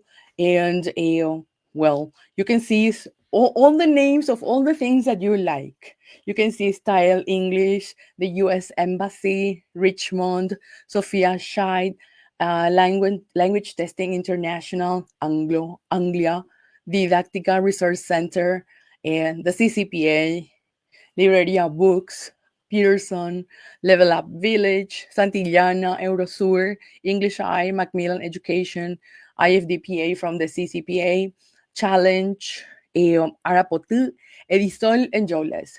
So they were all present at the Pratisol convention this year with very good information and materials in their stands, and of course they offered a very good uh, they offered advantages to people who purchased materials over there. So their support is everything to us. Uh, and well, we're about to finish. Of course, I would like to invite you to join us. Why? Well, because you will be joining a group of teachers who care about their continuous professional development, who try to stay at uh, at the top of everything. So, what is the latest thing about everything? Well, we want people like that. And of course, if you would like to volunteer, then that's even better because as I mentioned before, Paradiso is run by volunteers completely. Now, there are several ways in which you can become a member. The membership for professionals is 150,000 guaraníes per year, and this also includes the annual conference. So it's not like you have to pay 150,000 for 1 year, and but then you have to pay another fee for the conference. Nope, the conference is included in that fee. So you have 12 months of participating of everything, and of course you get the free certificates. Well, you have paid with that 150,000, you have paid for certificates to any webinars that you want to attend. Of course, if you didn't attend the webinar, you can't have a certificate. Now, there are also other options. We have, for example, the corporate options, which have a discount. And let's say that a language school wants to get a 30 a, a 30 memberships, but they will be giving those memberships to different people every month or every 2 or 3 months. And so they can do that. So the memberships will not have a name, and they can assign it to anyone that they want. And of course, there are discounts for the ones that want to buy as a group. Also, let's see, I'm sorry.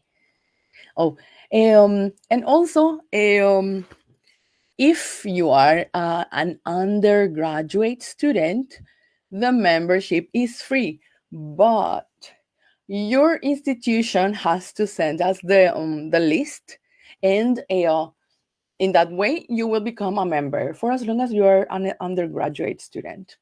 We also have a special prize for graduate students. So that is people who are studying to get a master's or a PhD. So we have a special discount, and the membership is 80,000 guaraníes. And we do this because, well, we know how much it costs to be an undergraduate student, and also to be paying for graduate studies as well. But uh, um, so that is why we offer this advantage. Now, if you want to become a member, you can either go to our Instagram, which is at Pratisol, or you can also visit our Facebook, and you will find the link to a form, or you can simply email tesoreria.pratesol@gmail.com, and will give you instructions.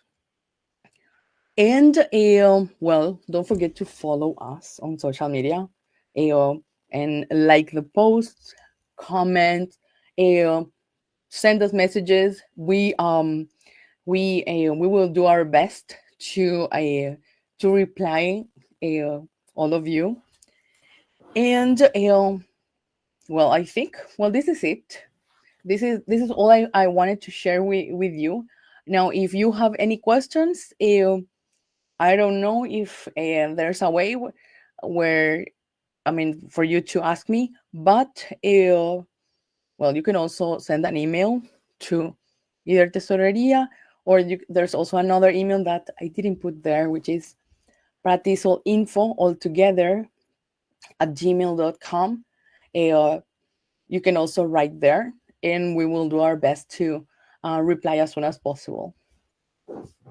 So it was wonderful sharing about Pratisol with all of you, and I hope you join us so we can all continue learning and growing together. Thank you very much.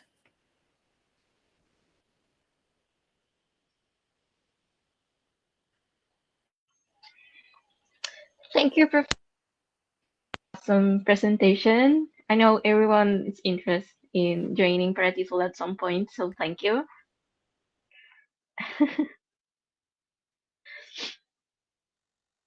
You Now, for the amazing work that you're doing. thanks, thanks. Well, now, did you know that the why we have five to offer, and they're three. Sorry, we have teaching English as a foreign language, maestría en lenguaje, bilingüismo e interculturalidad, y especialización en didáctica de las lenguas extranjeras y de las segundas lenguas. Classes start every March, and if you want to have more information, please write to ESL info.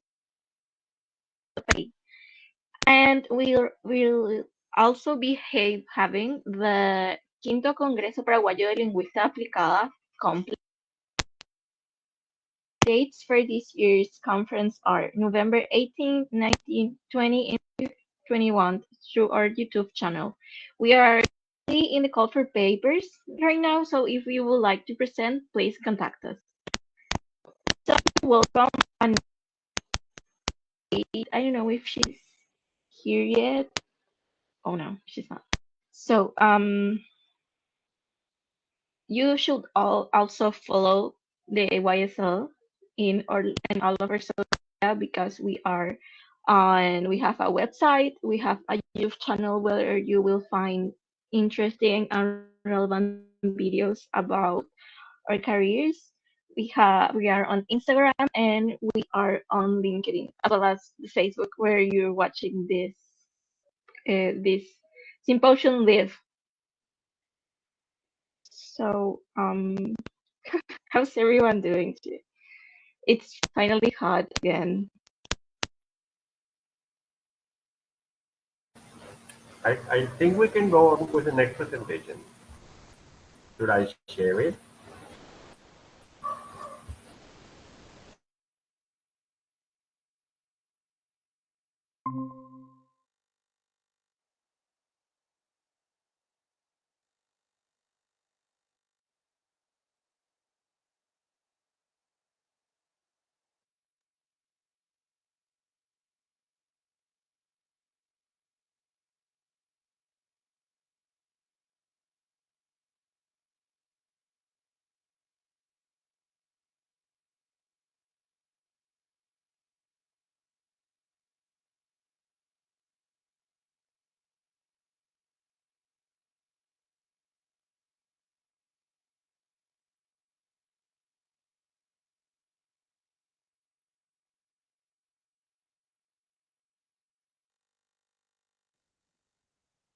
Hello, everyone. I hope you've enjoyed Language Week so far and continue to do so after this presentation.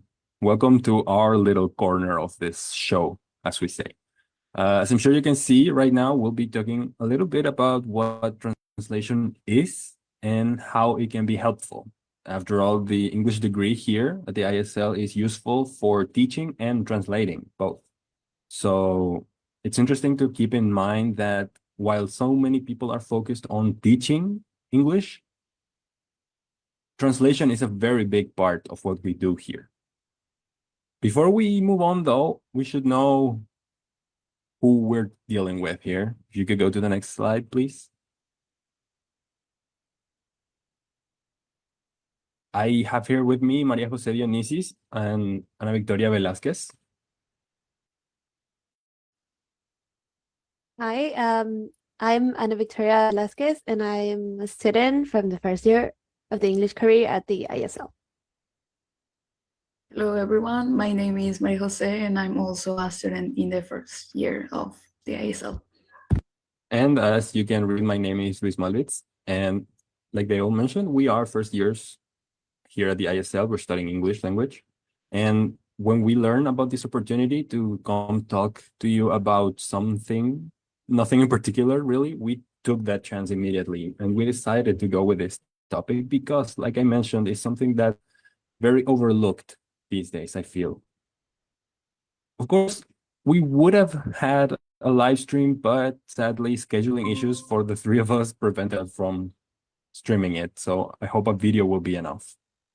Now, let's take a look at what we'll be covering, shall we? First up, we have translation. We'll cover some of the basic things like the definition, some of the characteristics that we think are important to know, and some of the examples of what you can call proper translation, quote unquote. I'll explain when we get there.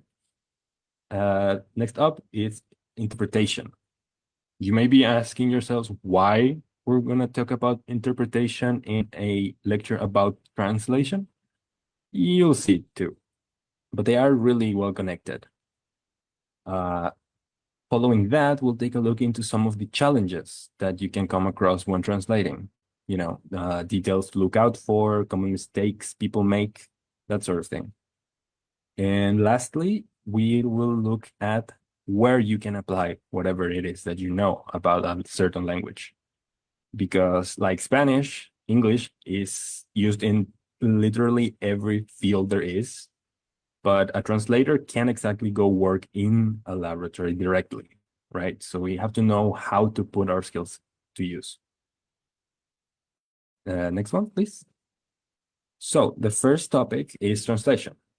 I'm sure everyone who's watching this has their own concept of translation, including us, which is good because it saves me some time before I go into too much detail. But let's just review anyway, okay? Just so we're on the same page. Can you go one more, please?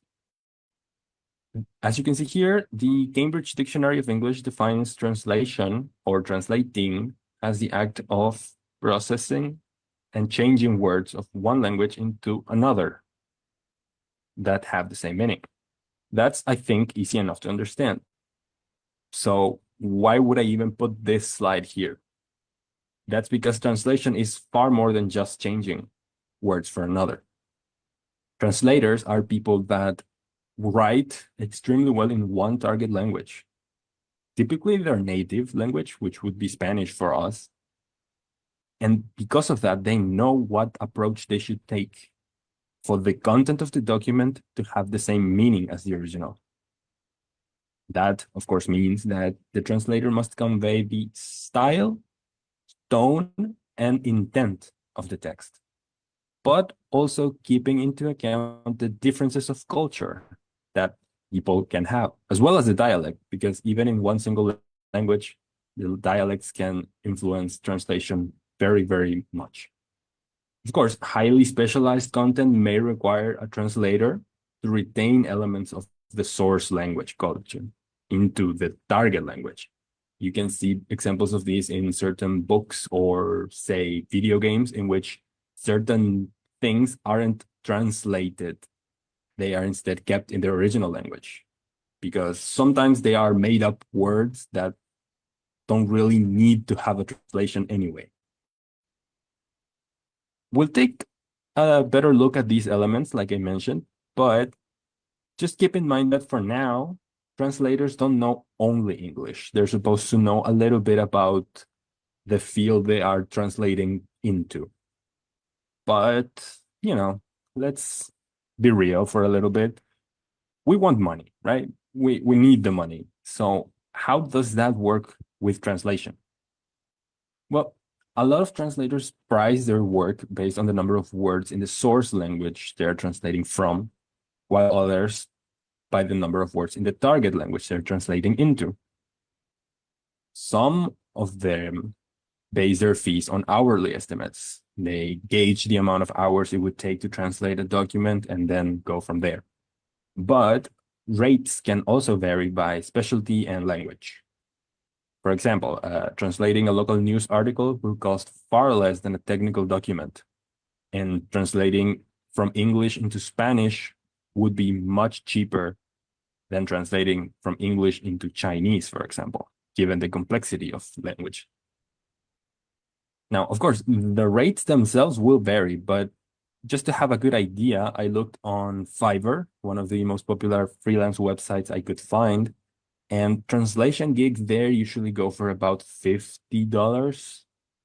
So I guess for a novice translator, that would be a good starting point, depending, of course, on the type of document and the word count. But that's what I had to say about that for now. So let's move on to the next one, please. The characteristics that we wanted to focus on are the ones that I've already sort of covered, sort of mentioned. By saying that translation is specialized, what I mean is that translators usually favor one area or two that they focus their work on, such as law, medicine, business, banking, etc. But doing this requires a lot of knowledge on the subject and the terminology in both languages. You're not really going to succeed translating a document if you don't know them in both languages. So knowing this, having this preparation, of course, affects the price of the finished product. Now, with being layered, what I mean is that, like I mentioned before, translating is not just easy. No, it's not as easy as swapping some of the words around. There's a nuance involved in it, and a translator needs to take a look at that all the way through the rewriting process. That nuance can come from grammatical differences or just cultural differences, like I mentioned before. We'll take a look at this a little bit later, but it's something to keep an eye on. Now, with remuneration, now if you can go back.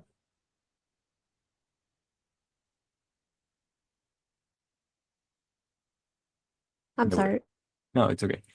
With remuneration, what I mean is that the work of the translator is not really meant to be a free service because of the amount of time they put into not just translating, but also the revising process, the editing process, not to mention the time they invest into being proficient in whatever field they're working on. I think that entitles them to a fair remuneration, wouldn't you say? A lot of time, a lot of money invested by them to study both languages, to study, I don't know, science, law, medicine, just for them to work for free. I don't know about you, but that doesn't really sound like a good deal. Honestly, I don't know if I would be doing translation work for the money, but it would be nice. I mean, I don't know about you. Now you can go to the next one.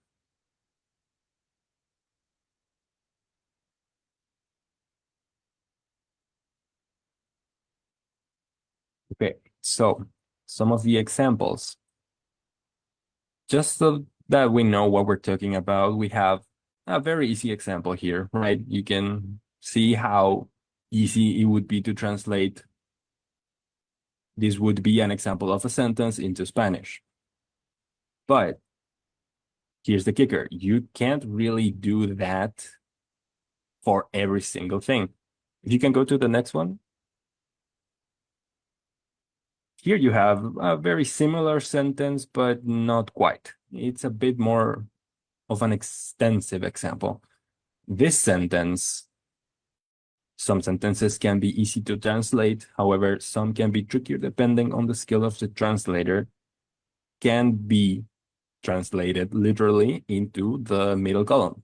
Algunas oraciones pueden ser fáciles de traducir, sin embargo, algunas pueden ser más tramposas dependiendo de la habilidad del traductor. Of course, it's not wrong to translate it as that, but I think personally, and that's what I want to emphasize, that it's my personal opinion, it looks a little bit rigid, a bit stiff, a bit too word for word. So I would personally translate it as algunas oraciones pueden ser fáciles de traducir, mientras que otras pueden depender de la habilidad del traductor. just making sure that the meaning stays the same.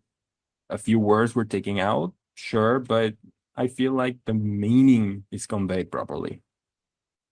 Like I said, it's my own opinion and my own judgment that made the decision. And that's what I wanted to focus on.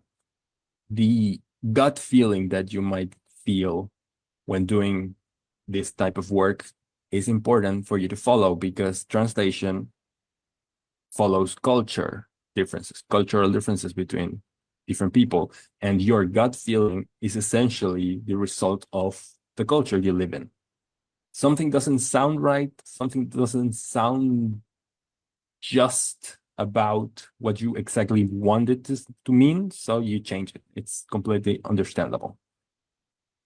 Now, if you move on,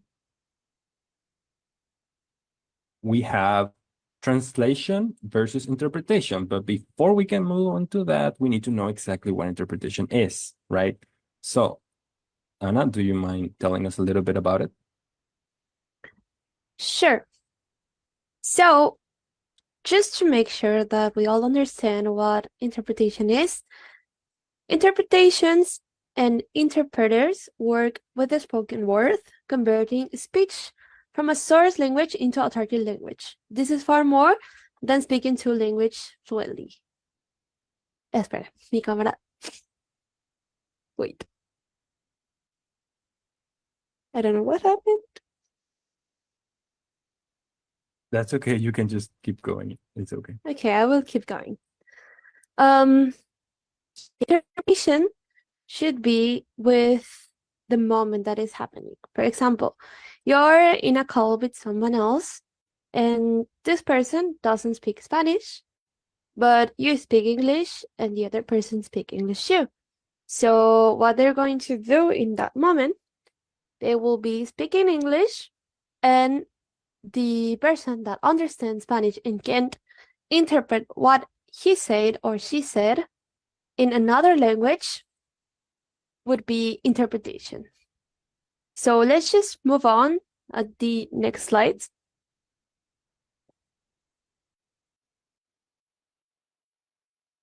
As it says here, interpretation, it's the work with the spoken word. You can convert basically anything that someone says in a source language, as I mentioned in the example before, would be English. And the target language would be Spanish. Most of people that work in interpretations must take in account the emotions, the place that the other person is from to reach a desired interpretation. So we have different types of interpretation that could be simultaneous and consecutive. Why would it be interpretations talking about simultaneous? It could be that the interpreter requires to listen and comprehend one language, that would be source, and simultaneously will be providing an interpretation into a second language. For example, it would be someone that is in a court or it's being judged, and let's say the person that is being accused is from other country and doesn't understand English very well. And so he will be having an interpreter, and the interpreter will be understanding what the other person is saying and then communicate it to the people that are part of the judge or the court, corporate, let's say. Or also, in some games or events, like we just had the Olympics a few days ago, and if a Chinese athlete, for example, comes and the interviewer ask him questions in a language that he doesn't understand, he'll be having an interpreter. So he will be telling what he thinks to the interpreter, and the interpreter will translate it to the interviewers. And yeah, it will be he will be taking into account what the athlete feels and what he thinks. And the consecutive interpreting requires the interpreter to hear several and complete sentences in one language before the speaker stops to allow the interpreter to provide an interpretations in a second language. For example, it would be like small meetings, and if someone is communicated person to person, and or even physicians or medicals and patient encounters, things situations like that would be like consecutive. He would be giving like specific examples and specific words before the interpreter could say something to the others that needs to reach that information. So that would be the two types of interpretation that we have. Moving to the next slide, we have, as my classmate Luis mentioned before, interpretation versus translation. So he told us about what is translation, and I just said what interpretation is. But what's the difference between the interpretation and translation? So the most biggest difference between interpretation and translation is that interpretations works with the spoken word, and it's live, like it's in the moment. Something is happening, and the interpreter is taking it in account. And the translation focuses more on the written works and could take time to have the translation, let's say. If it is a document, an important document,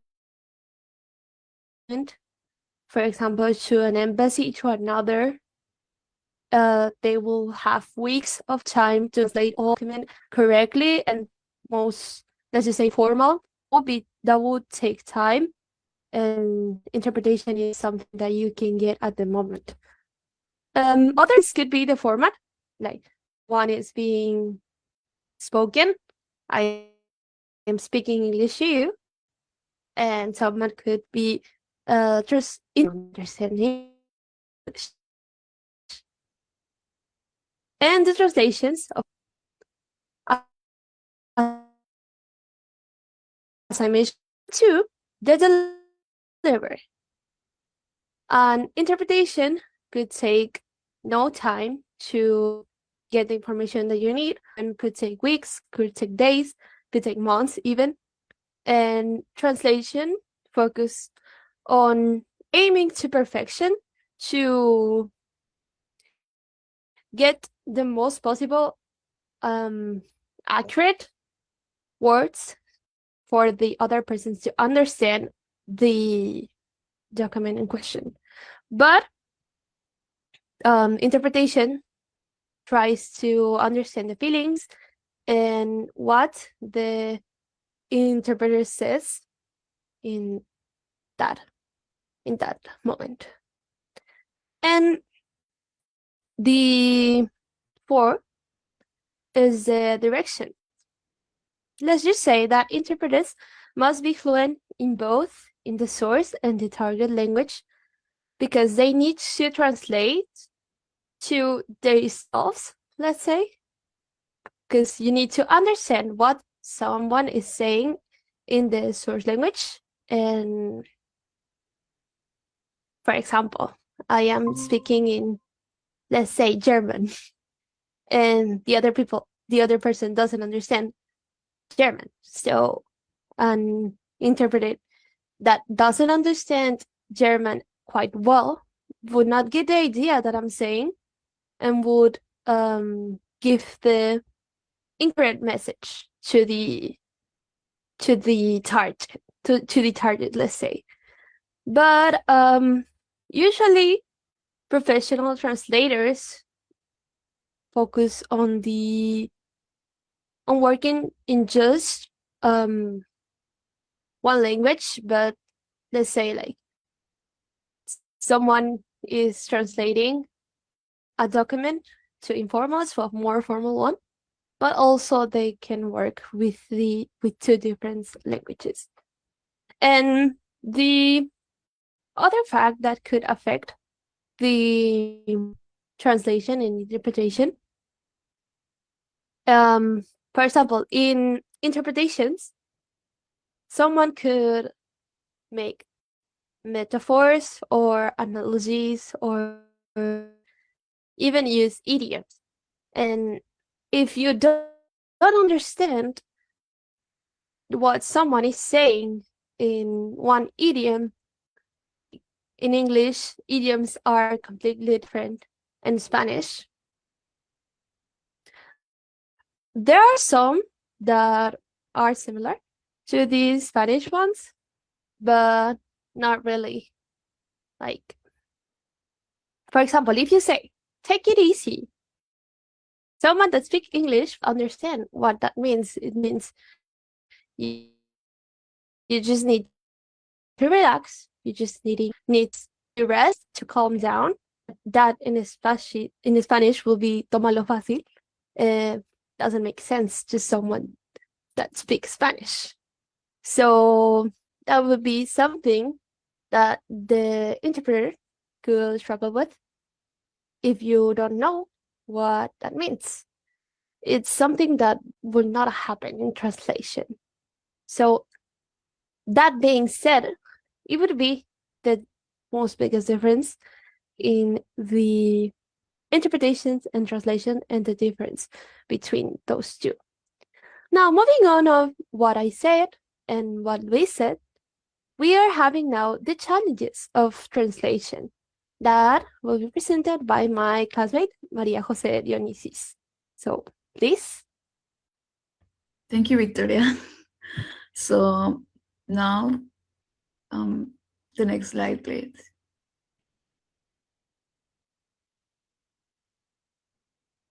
There are five main translation challenges, which my classmates already talked a bit about them.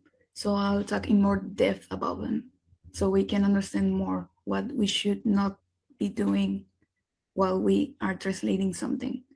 For example, the first thing we can talk about is grammar, because not all languages share the same syntactic structure, which means not all languages shares the subject, verb, object form, let's say. That is, for example, very used in English, but also in Spanish. But in German, the verb goes first. The first goes before the subject and the object. Or for example, in Japanese, the subject and the object goes before the verb. They leave the verb at the end. So people that is starting to speak in other languages will tend to adopt the other language syntax while they are translating it into their own languages. So it causes to be a little bit difficult to understand while we translate it. The second thing is the cognates. Cognates are words that look similar in both languages, that they are written in a similar form. But it divides into two different things, which are the true cognates and the false cognates. The true cognates are two different words for, let's say, the word from English and the word from Spanish that look similar and also significates the same thing. For example, necessary and necesario. You can call that a true cognate. Or for example, liberty in English and liberté or something like that in French. But the problem the main problem when translating things is are the false cognates that are words that are written very similarly, but they significate the complete opposite thing. For example, the most common example could be embarrassed and embarazado, which are not the same thing. For example, embarrassed is estoy avergonzado and embarazado is pregnant. Um, this is a commonly mistake made when you are translating from Spanish to English or from English to Spanish. And the next problem are dialects, which are the way the people from certain places talk. We know that English is an official language from the United States, from Canada, the United Kingdom, Australia, and New Zealand. Yet, not all of them speak in the same way. Even in the mentioned countries, the people can talk differently. You, for example, can start to speak from someone from California, and then you talk to someone from New York, and the way they use their words, the way they express themselves will not be the same. And the idioms, as Ana Victoria mentioned, are the phrases that can mean something in Spanish, but it will not have meaning in English or vice versa. And the last one is culture, because we have to know when translating marketing or advertising collateral, it's critical that the cultural nuances of the target audience are taken into account, which means we have to know what do they consume so we can offer to them what they will understand and what they can accept, let's say. Because something that can be easily missed by those who are not native to the country of culture will have no meaning for them if not translated well. The next slide, please. So these are some examples of common mistakes made by people. And now that we are in a digital era, we know that many people can have, for example, content creation as a hobby. And that is an example of people that makes musical videos about lyrics from songs. And this one is a very funny, let's say, example, because the people that made this put like cuando estoy fuera de fe, which is a not correct translation from it.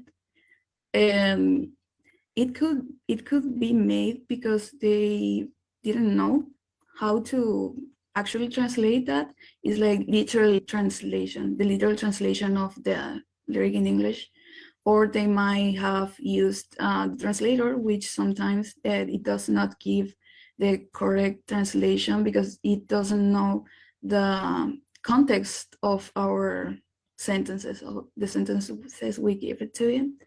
And the one in the left, the could be, as I mentioned, the result of putting the photo or the sentence into the translator without giving it any kind of um, any kind of context. So it gives us those funny translations like I can find on Google, but it's delicious. Next. So these are more of literal translations, which are, as I said again, are caused by putting it into a translator and it giving you the literal translation. And next, I think my classmate is going to talk about areas of application now. Yes, I am. Basically, this is where you're gonna put those skills that you've learned into use, right? Of course, this is very easy to pretend you know exactly, because these basically depend on your particular interests. But they also depend on the knowledge that you have. You may not be as proficient in science as you are, say, in law. So you can't really perform in science as well as you could in law. If you move on, please.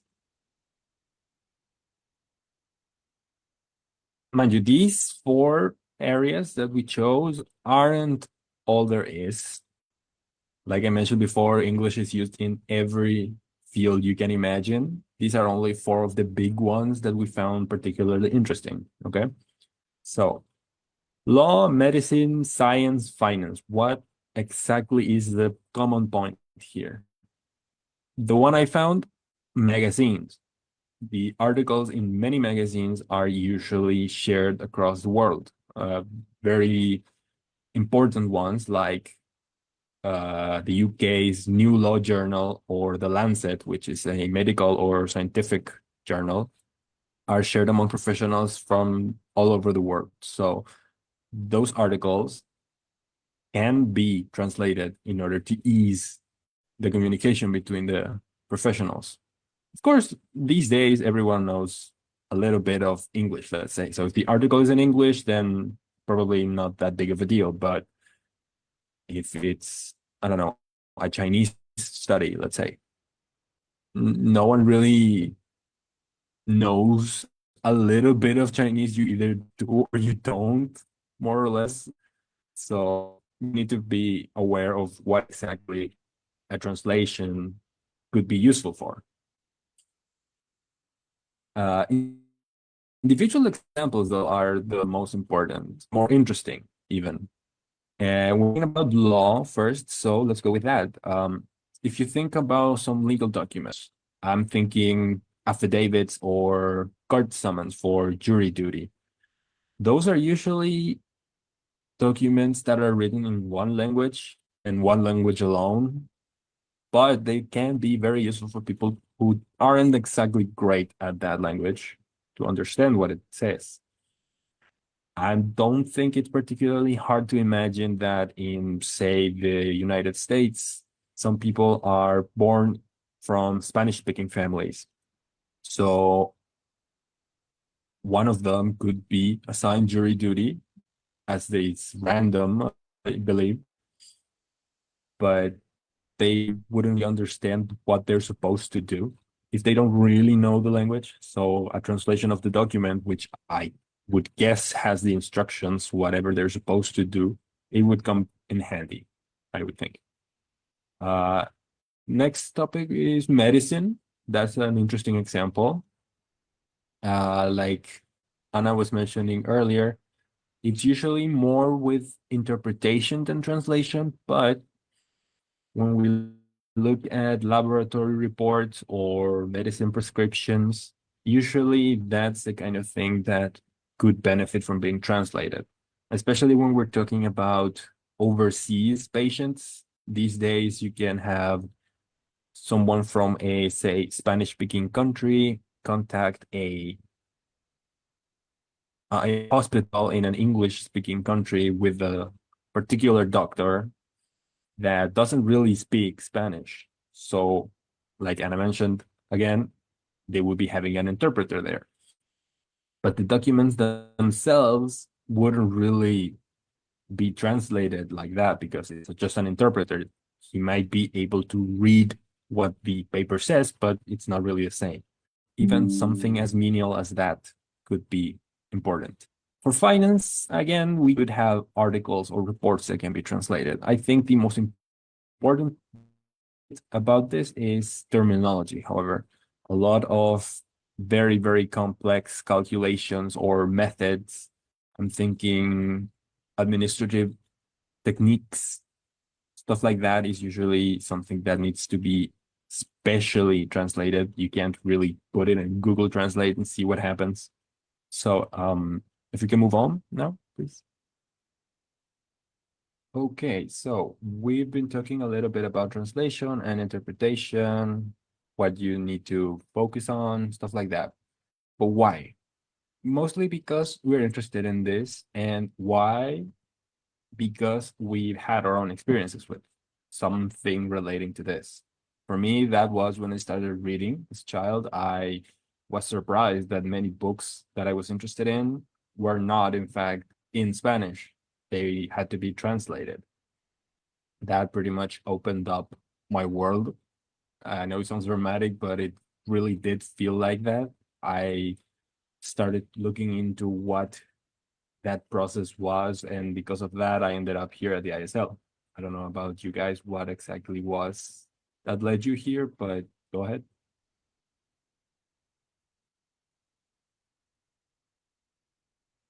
So, shall I share my personal experience?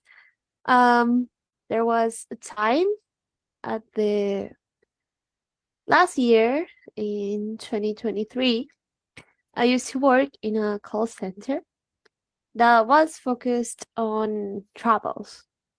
And many people that were not from Paraguay and their mother language, their native language was not Spanish, needed a translator, not a translator, an interpreter to talk with the agency because they didn't understand if we spoke to them in Spanish, for example. So they needed someone that can interpret their what were was saying, like us, and tell them. So they are saying that you have to do this and do this and do this, and then the interpreter told us he's saying that he's agreed. So I had a like close experience to interpreting, if I can say. What about you, Maho? What can you tell us? Yeah, I had this experience with a woman. I think she was from the UK and she was struggling to talk in Spanish. So I offered myself to talk to her in English. And I was with my sister once. And the second time that I found her, I was with my mom and I acted like an interpreter between them. So yeah, that was what inspired me to follow this degree.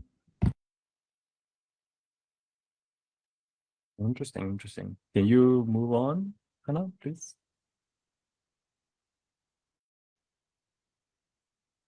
So to wrap up, we can just say that translating and interpreting are two big topics that we cannot discuss just in 40 minutes or like an hour. We need a whole day to talk about it. And if we are interested in this, we should try it. We can search things, search advice, or search how to do it in internet. And sometimes you have to be specialized in the topic you are talking so you can provide a excellent translation. And I think that's all. And thank you for watching us.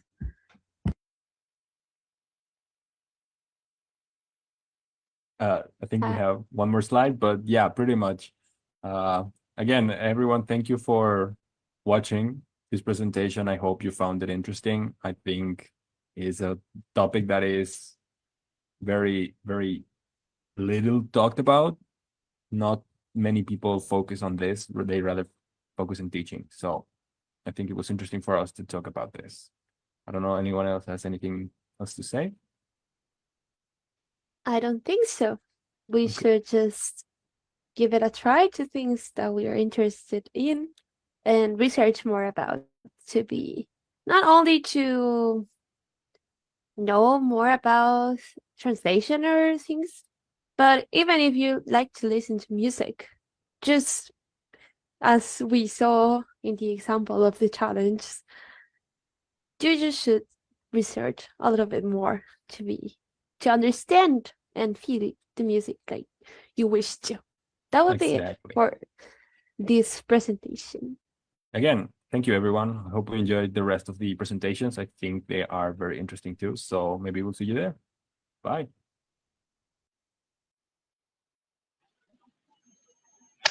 So thank you so much. We have a lot of natural presenters here at the YSL. So it was very interesting and relevant presentation. So thanks to the students that made it. So I know that people will be interested in the presenter that is coming now. She will be talking about some graduate and undergraduate um, scholarships and opportunities. So yes, but before I pass the microphone to Alejandra Acuña. I want to let you know that after her presentation, we will thank everyone, and I'm asking you to stay till the very end because after the presentations, the form for attendance will be open, where you can. I'm sorry about the bombs going. Um, where you can rate our symposium, and then you will receive a attendance certificate, but give us at least 15 labor days to receive it through email. So thanks. Stay with us.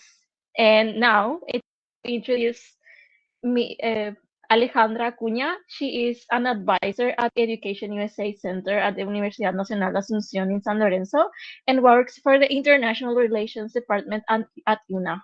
She holds a dual bachelor's degree in environmental sustainability from the University of Oklahoma and a master's in Latin American studies from the University of New Mexico.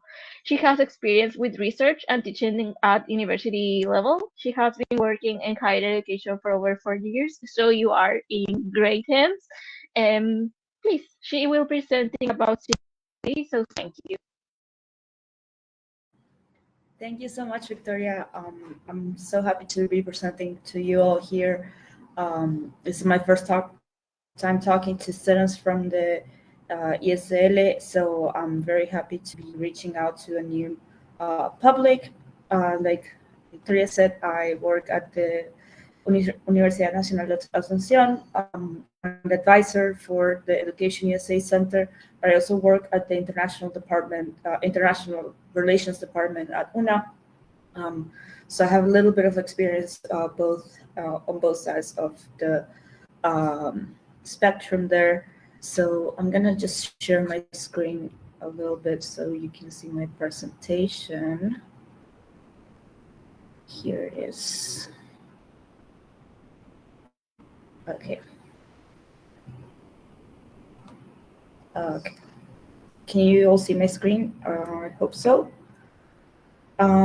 So I'm going to be talking about specifically student mobility between Paraguay and the United States because that is what I mostly work with at UNA. I have been working in the position for a little over 8 months, and this is kind of what I've learned so far in the process and what I've seen in UNA, but also like overall in I'm sharing some statistics and some things that universities consider for mobility. What is mobility in the first place? So what I'm going to be talking about is first what is student mobility, some facts, data of student mobility between Paraguay and the United States. What are some programs available for student mobility at undergraduate and graduate level? And what is Education USA's role in student mobility? So Education USA, the place that I work for is a Department of State network from the United States, and we help students achieve their goal of studying in the United States. I'm going to be talking a little bit more about that later, about how we can help the students reach that goal, how we can work with students to make their application process easier to any university in the United States. So, yes. So first of all, what is student mobility? What is this thing that people call movilidad? International student mobility is defined as the movement of students across borders for the purpose of pursuing education. There are different types of mobility. It could be a full-time study abroad program, such as undergraduate or graduate degree programs. This would be completing your whole program at a university in another country. And there are also short-term exchanges, such as like semester long programs where you take classes at another university in another country, or internship programs where you go to a different country to have an internship with a company or with a place, and just have some kind of work experience, but as a student, not it's a short-term exchange. Um, so those are the two types of international student mobility that there are. Um, there are different reasons why students are motivated to study abroad to do this kinds of like mobility. The first one is cultural exchange and global understanding. When you study abroad, you are exposed to different cultures, different languages, different ways of thinking. I personally studied abroad for around 9 years, and I lived in 4 different countries, and it was completely different experience from what I was used to here in Paraguay, and it changed my way of thinking, my way of like seeing life, and my way of like learning things. So it has been a really a life changing experience. And the second reason why people are very interested in studying abroad is the networking and building global connections. Uh, with studying abroad, you have the potential for future, not only academic collaboration and career opportunities, which are both great reasons to consider studying abroad, but also lifelong friendships. Right now, I have friends from different places around the world who I'm still in contact with, and professors, different like professional Alejandra, contacts. Yes, Alejandra, I'm sorry to yes, interrupt you. yeah. Uh, the audience on Facebook cannot see your presentation. Could you Oh, turn it they're not off seeing? and on again? Oh, absolutely. Yes, I Thank can you. definitely do that. Um, I can try again. Can they see it now? Is that better? Let's see. Let's check. Let's check. We can still not see it. Oh, okay. Let me see what's happening. Um, I'm gonna try a different way of sharing. Uh, Sharing maybe my whole screen. Yes, here. Is that better? Can you see it now? Let's see. No, No? no. Um, that's odd. I sent the link to uh, Professor Christopher or Christian. Sorry, I Yeah. confused the name and last name. So I, maybe they I can can. I can try. Yeah. And Uh, sharing, yeah. let's try. Let's see. I can stop sharing here.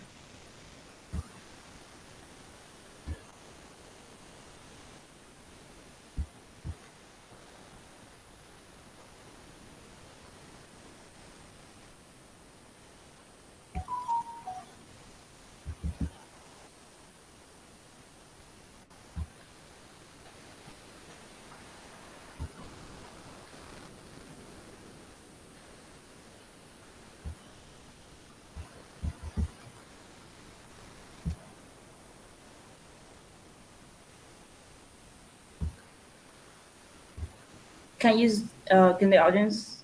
Oh, Just a minute.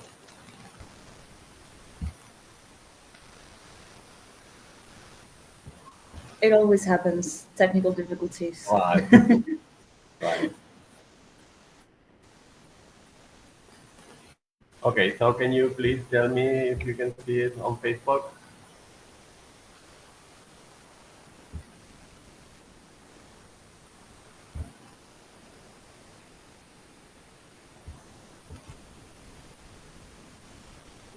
I think we can now. Super. Great. Now I am not seeing it, but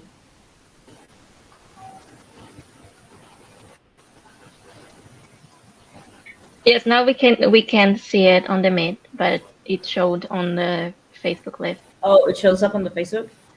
Um, okay, I can just go on to where I was. I guess I was on slide 6, I think, on what motivates students to study abroad. I can't see it on the beat, but I could just go on. um, yeah, so networking and building global connections is great. You know, there's a lot of potential for um, oh, it's saying here in the chat that you're not showing. It has shown on the Facebook, but now you can't see it here. So what if we both share it? So if I share it here on the Meet, and the professor shares it wherever he's sharing it, I feel like that could work. So both the Facebook and here at the Meet, we can both see the presentation at the same time. Would that be an option? Do you think? Okay, yeah, let's try it. Okay, we can try that. So can people at the Meet see my screen now? I Yes. um, And can we can. people We on can. Facebook see Yes. the screen? Yes. Oh, we fixed it. Great. um, fantastic. This is great. Okay, go ahead. Um, All yes. yours. So yeah, there are different motivations for students to study abroad. And the last one is academic innovation and personal development. So when you go to a different country to study, you are contributing to research in that place, but you're also, when you come back to your country, you bring back new skills, knowledge, new perspectives, and it's very important to kind of like bring a global worldview to this, like to stay um, current with what's happening in the world. So there are many good reasons for students to study abroad. Um, so now I'm sharing some mobility facts between Paraguay and the United States. Um, So these are some numbers from the Open Doors report on international student exchange. This published by the Open Doors, the IIE, which is the agency part of the Department of State of the United States, um, which tracks kind of the number of students from Paraguay that are studying in the United States as of last year was 732. But also the students from the United States that are studying in Paraguay. So in the last few years, we've had different numbers. Of course, 2020 was a weird year. Not a lot of people probably came to Paraguay, but a lot of people ended up staying in the U.S. Or going to the U.S. to study in 2020. So there are some interesting trends here with the numbers. We can see that there's an increasing number of students going to the US in the last 10 or so years, uh, because in 2015 to 16, it was only 564, and now we're at 732 students. So every year, more and more people are going to study in the US. And they're going to different kinds of institutions. So in the US, there are schools that only give associate's degrees, which are a type of degree that only takes 2 years. It would be the equivalent to Tecnicatura or Profesorado here in Paraguay. Baccalaureate degrees would be, which will be schools that only offer undergraduate degrees. They don't have graduate level programs.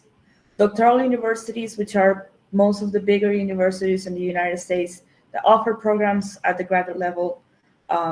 So doctoral and master's colleges and universities. As you can see, most of our students in Paraguay are at big universities that also have doctoral programs. And the top receiving states are state of Kansas, Massachusetts, New York, Florida, and California.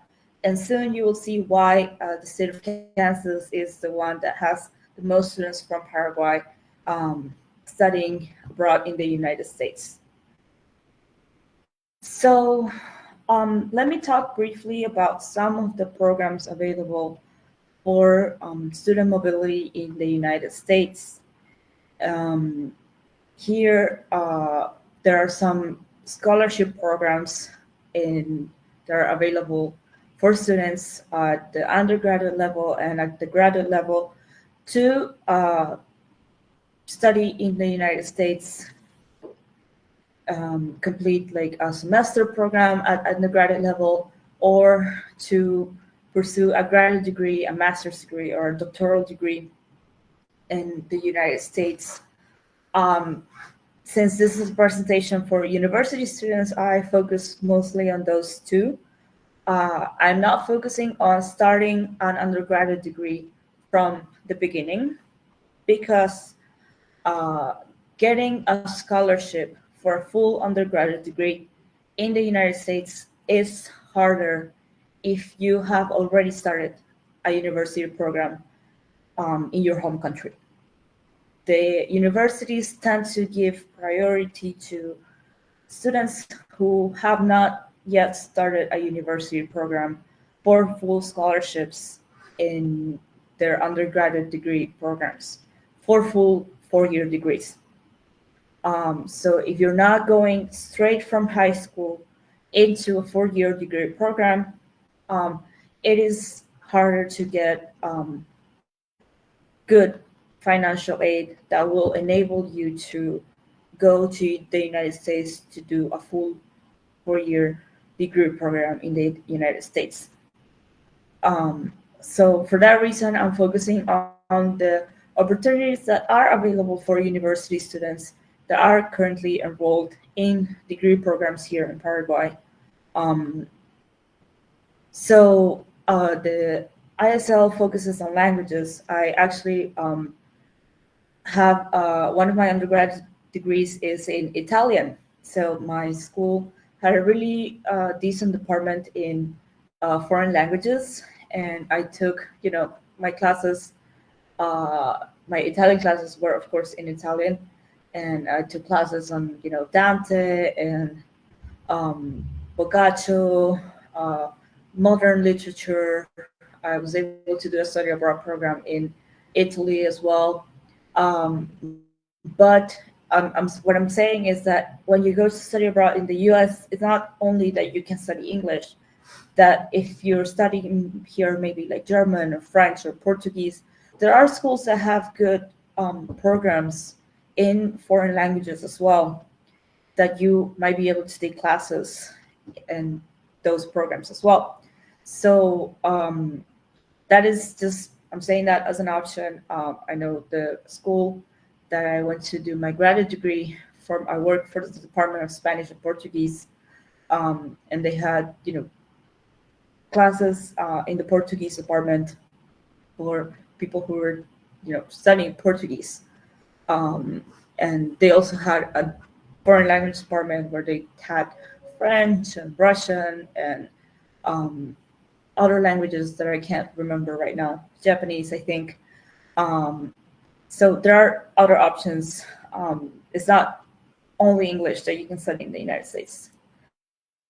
So For the undergraduate level, mostly what is available to study abroad is what we call semester-long programs, semester-long exchanges.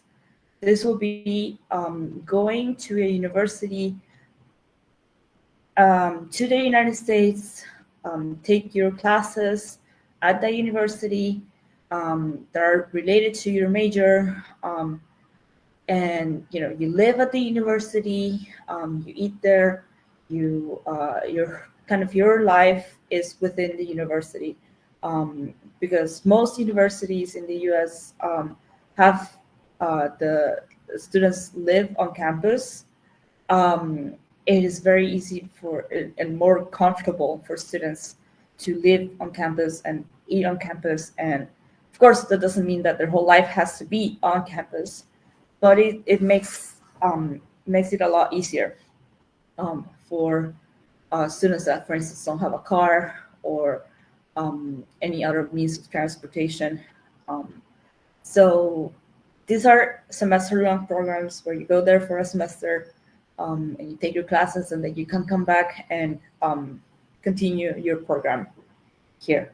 So first, I'm going to talk about UGRAD, which is an exchange program sponsored by the Educational and Cultural Affairs Office of the United States State Department. This program offers a scholarship to outstanding Paraguayan students to pursue a semester of classes taken at a university in the United States. This program, the universities that the program works with changes every year, so they won't tell you which university they will be sending you to, or they won't let you, for instance, choose. They might let you maybe put a preference to, or ask you, oh, what kind of university do you want to go to? But the final decision is made by the people at the program. This program has a yearly application period, and when to apply is in November. They open applications in November every year, and the requirements and all the documents you need are found in their specific websites. This is sponsored by the United States State Department. So here in Paraguay, the United States Embassy is the one that is in charge of promoting the scholarship. But we also at Education USA sometimes host workshops and other activities to promote this specific scholarship. So you can keep an eye on the embassy's social media, our social media, to know when you will be able to apply. There's also BECAL, the national government scholarship program that offers two types of undergraduate mobility scholarships. There's one through an agreement with Comité Paraguay Kansas, which is also called CPK. Student can apply to specific universities which are in this CPK agreement in the state of Kansas. The agreement says that the students from Paraguay pay in-state tuition and have other benefits in the university in regards to payment. So this is one of the reasons why Kansas is the state that has the most students from Paraguay in the whole United States, because a lot of people benefit from this agreement with CPK that have lower tuition and other benefits. So a lot of students choose to go to Kansas to do their exchange or to do their undergraduate or graduate degrees. So that's one of the ways that you could go through BECAL. The other one is with self-managed scholarships. This will be that the student will apply to a university. This has its own terms and conditions that you have to see once the BECA call for applications opens, you have to see the specific terms and conditions of the scholarship. But once you get accepted to the university of your choosing, then they can apply to funding from BECAL if they get accepted and they don't get a good financial offer from the university. So BECAL has two different calls for applications around March and also around September. So those are the two programs for undergraduate mobility, semester-long programs to do 1 semester of your studies in the United States. When we talk about grad student mobility, doing a master's program or even a PhD in the United States, there are also different scholarships that you can apply to. So the Fulbright program is one of the scholarship programs that are available for students of Paraguay. It allows it allows students, professionals, and artists to pursue graduate studies and research in the United States. Here in Paraguay, it is administered by the U.S. Embassy, and it also has a strategic alliance with BECAL, through which there are more scholarships available for Paraguayan students. This scholarship has a yearly call for applications. They open around March, and generally they it's one of the best ways to secure funding to for a graduate degree. It's interesting. There was some random noise here. It's the best way to secure funding for a graduate degree, because even though the Fulbright scholarship might not cover the whole cost of master's degree, for instance, it gives you, if you come with the Fulbright scholarship, it gives you the facility of applying for even more scholarships once you get accepted to a university. So this you can start applying in March, and you can also apply directly to the institutions, contacting the departments directly of the area that you're interested in pursuing a master's or a PhD degree. For that, you need to go to the specific university's website. You need to do the research on which specific program, which specific university you might want to go to. And this is something that we at Education USA can help you with, specifically help you narrow down the options for your make your decision easier in terms of making a choice for a good graduate program. So although each program has its own requirements, there are some general requirements for exchange programs at the undergraduate and graduate level. The first is language proficiency. Most universities will require an English proficiency test. This could be a TOEFL exam, a Duolingo English test, or a different kind of internationally recognized English proficiency exam. Most of the applications will also ask you to write essays and to present letters of recommendation from professors or not colleagues, but like supervisors that you have worked with. They will also ask for your transcripts, and it's important that you have some kind of extracurricular activities like volunteering, leadership experience, internships, work experience.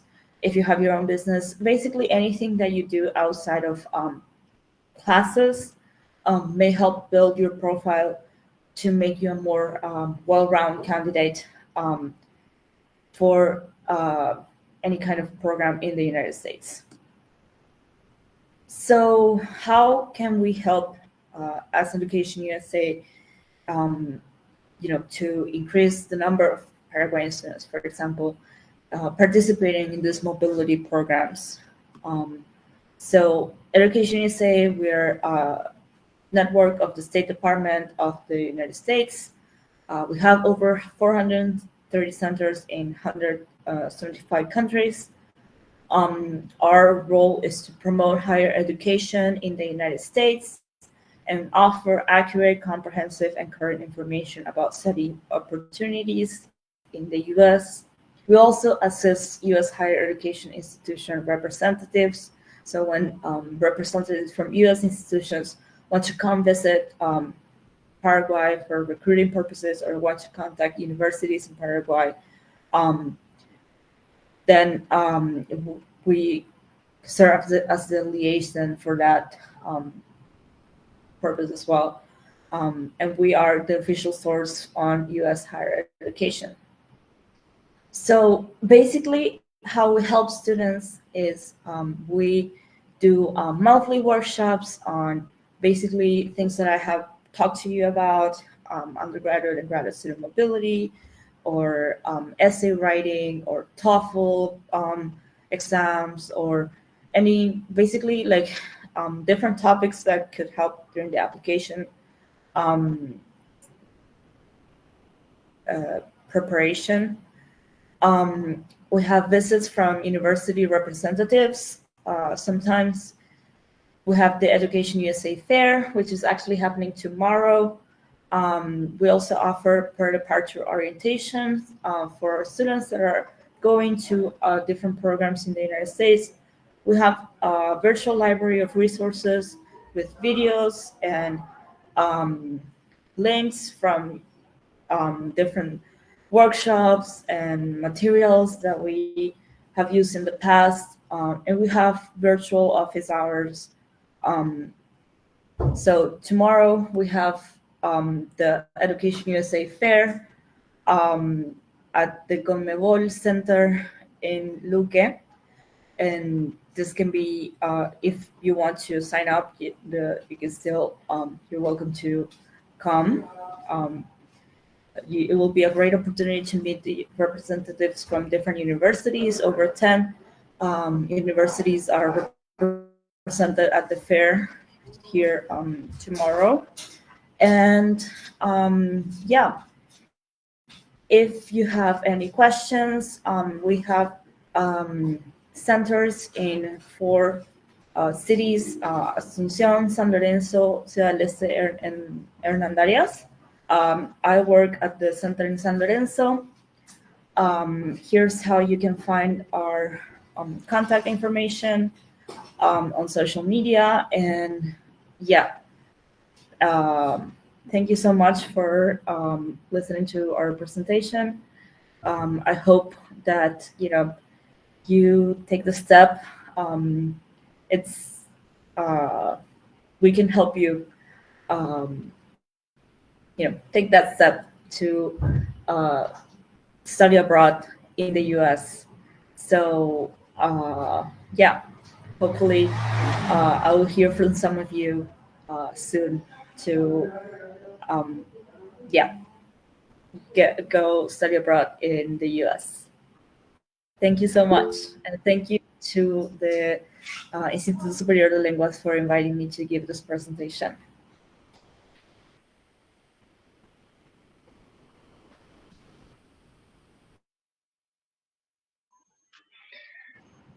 Thank you so much, Professor Acuña. That was a wonderful and really enlightening presentation. Thank you. Um, Before we say goodbye and thanks to everyone, the attendance form is now open. So if you would please click on the link that will be shared with us, you will. I'm gonna share my screen so you can see it. Oh,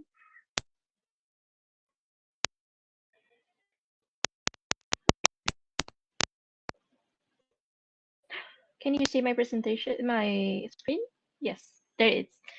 Once you click on the link, you will find this, and you have to scroll all the way down. You will see our beautiful faces here, and then you'll find the evaluation form. You just click here, and it will take you to our evaluation form where you should complete your email because you will receive your certificate through that email, your name as you would like it on your certificate, and then you just have to complete it. And we will have your attendance record for these wonderful days of sharing information, of learning together, and yeah. Whew, stop sharing. So thanks. And now I would like to first of all ask our wonderful director Valentina Canese if she would like to give some last words today. There she is. Yes, before we go, I would like to first of all thank everyone who worked to make this event possible. Your work was much appreciated. You did a wonderful job, especially our great students, Mr. Christoffel, the English coordinator, all the professors who worked as tutors with our students, who presented today, our guests who were sharing about the opportunities for students, for learning, for sharing. And I know that our students have been sharing this. I would like to quickly also share with you the opportunity to present your research at our Applied Linguistic Congress that will take place virtually um, from the 18th to the 21st of November. So if you go to www.compla.org, you can find all the information you need. You can click on envíos and send your work, or yeah, you can also present a thematic panel. So once again, thank you everyone for your wonderful work, and thanks to all the people who followed us on our social media, on our Facebook page. The recording will stay on our page, and we will also have this recording on our YouTube channel. So thank you very much, and thank you most especially. Muchas gracias a Francisco Busó de la Facultad de Filosofía por el soporte en la transmisión de este evento. Thank you, thank you, thank you everyone. Thank you so much, Professor Canese. Yes, it's time to thank everyone who has involved in these 2 days of presentations. There is a lot of work from a lot of people behind all of this, and we had some technical issues down the way, but it's just a proof that we're broadcasting live. So yes, thank you to the students that were involved. Thank you so much to you, Professor Christoffel, coordinator of our mayor, for your support and everything you've done. And also, thank you so much to every student that presented. We are clearly full of natural presenters. The presentations were all really interesting, well formulated, and yes, we had some fantastic days. So, thank you, everyone. And also, thanks to our professors and Miss Acuña that presented. And lastly, but not least, we should thank everyone who accompanied us through the Facebook Live. Thank you. We wouldn't be doing this if it weren't for you. So thank you. Thank you so much. And yes, just to remind you that you can complete the form now. I know that the link has been shared on Facebook, so just click on it, and the evaluation form will only take 5 minutes from your time, and you will receive the attender certification on your email in approximately 15 labor days. So thank you once again. Thank you. And we really hope you enjoyed this as much as we did.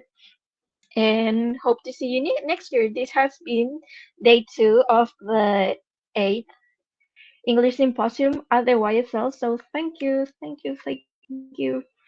Hope you enjoy it.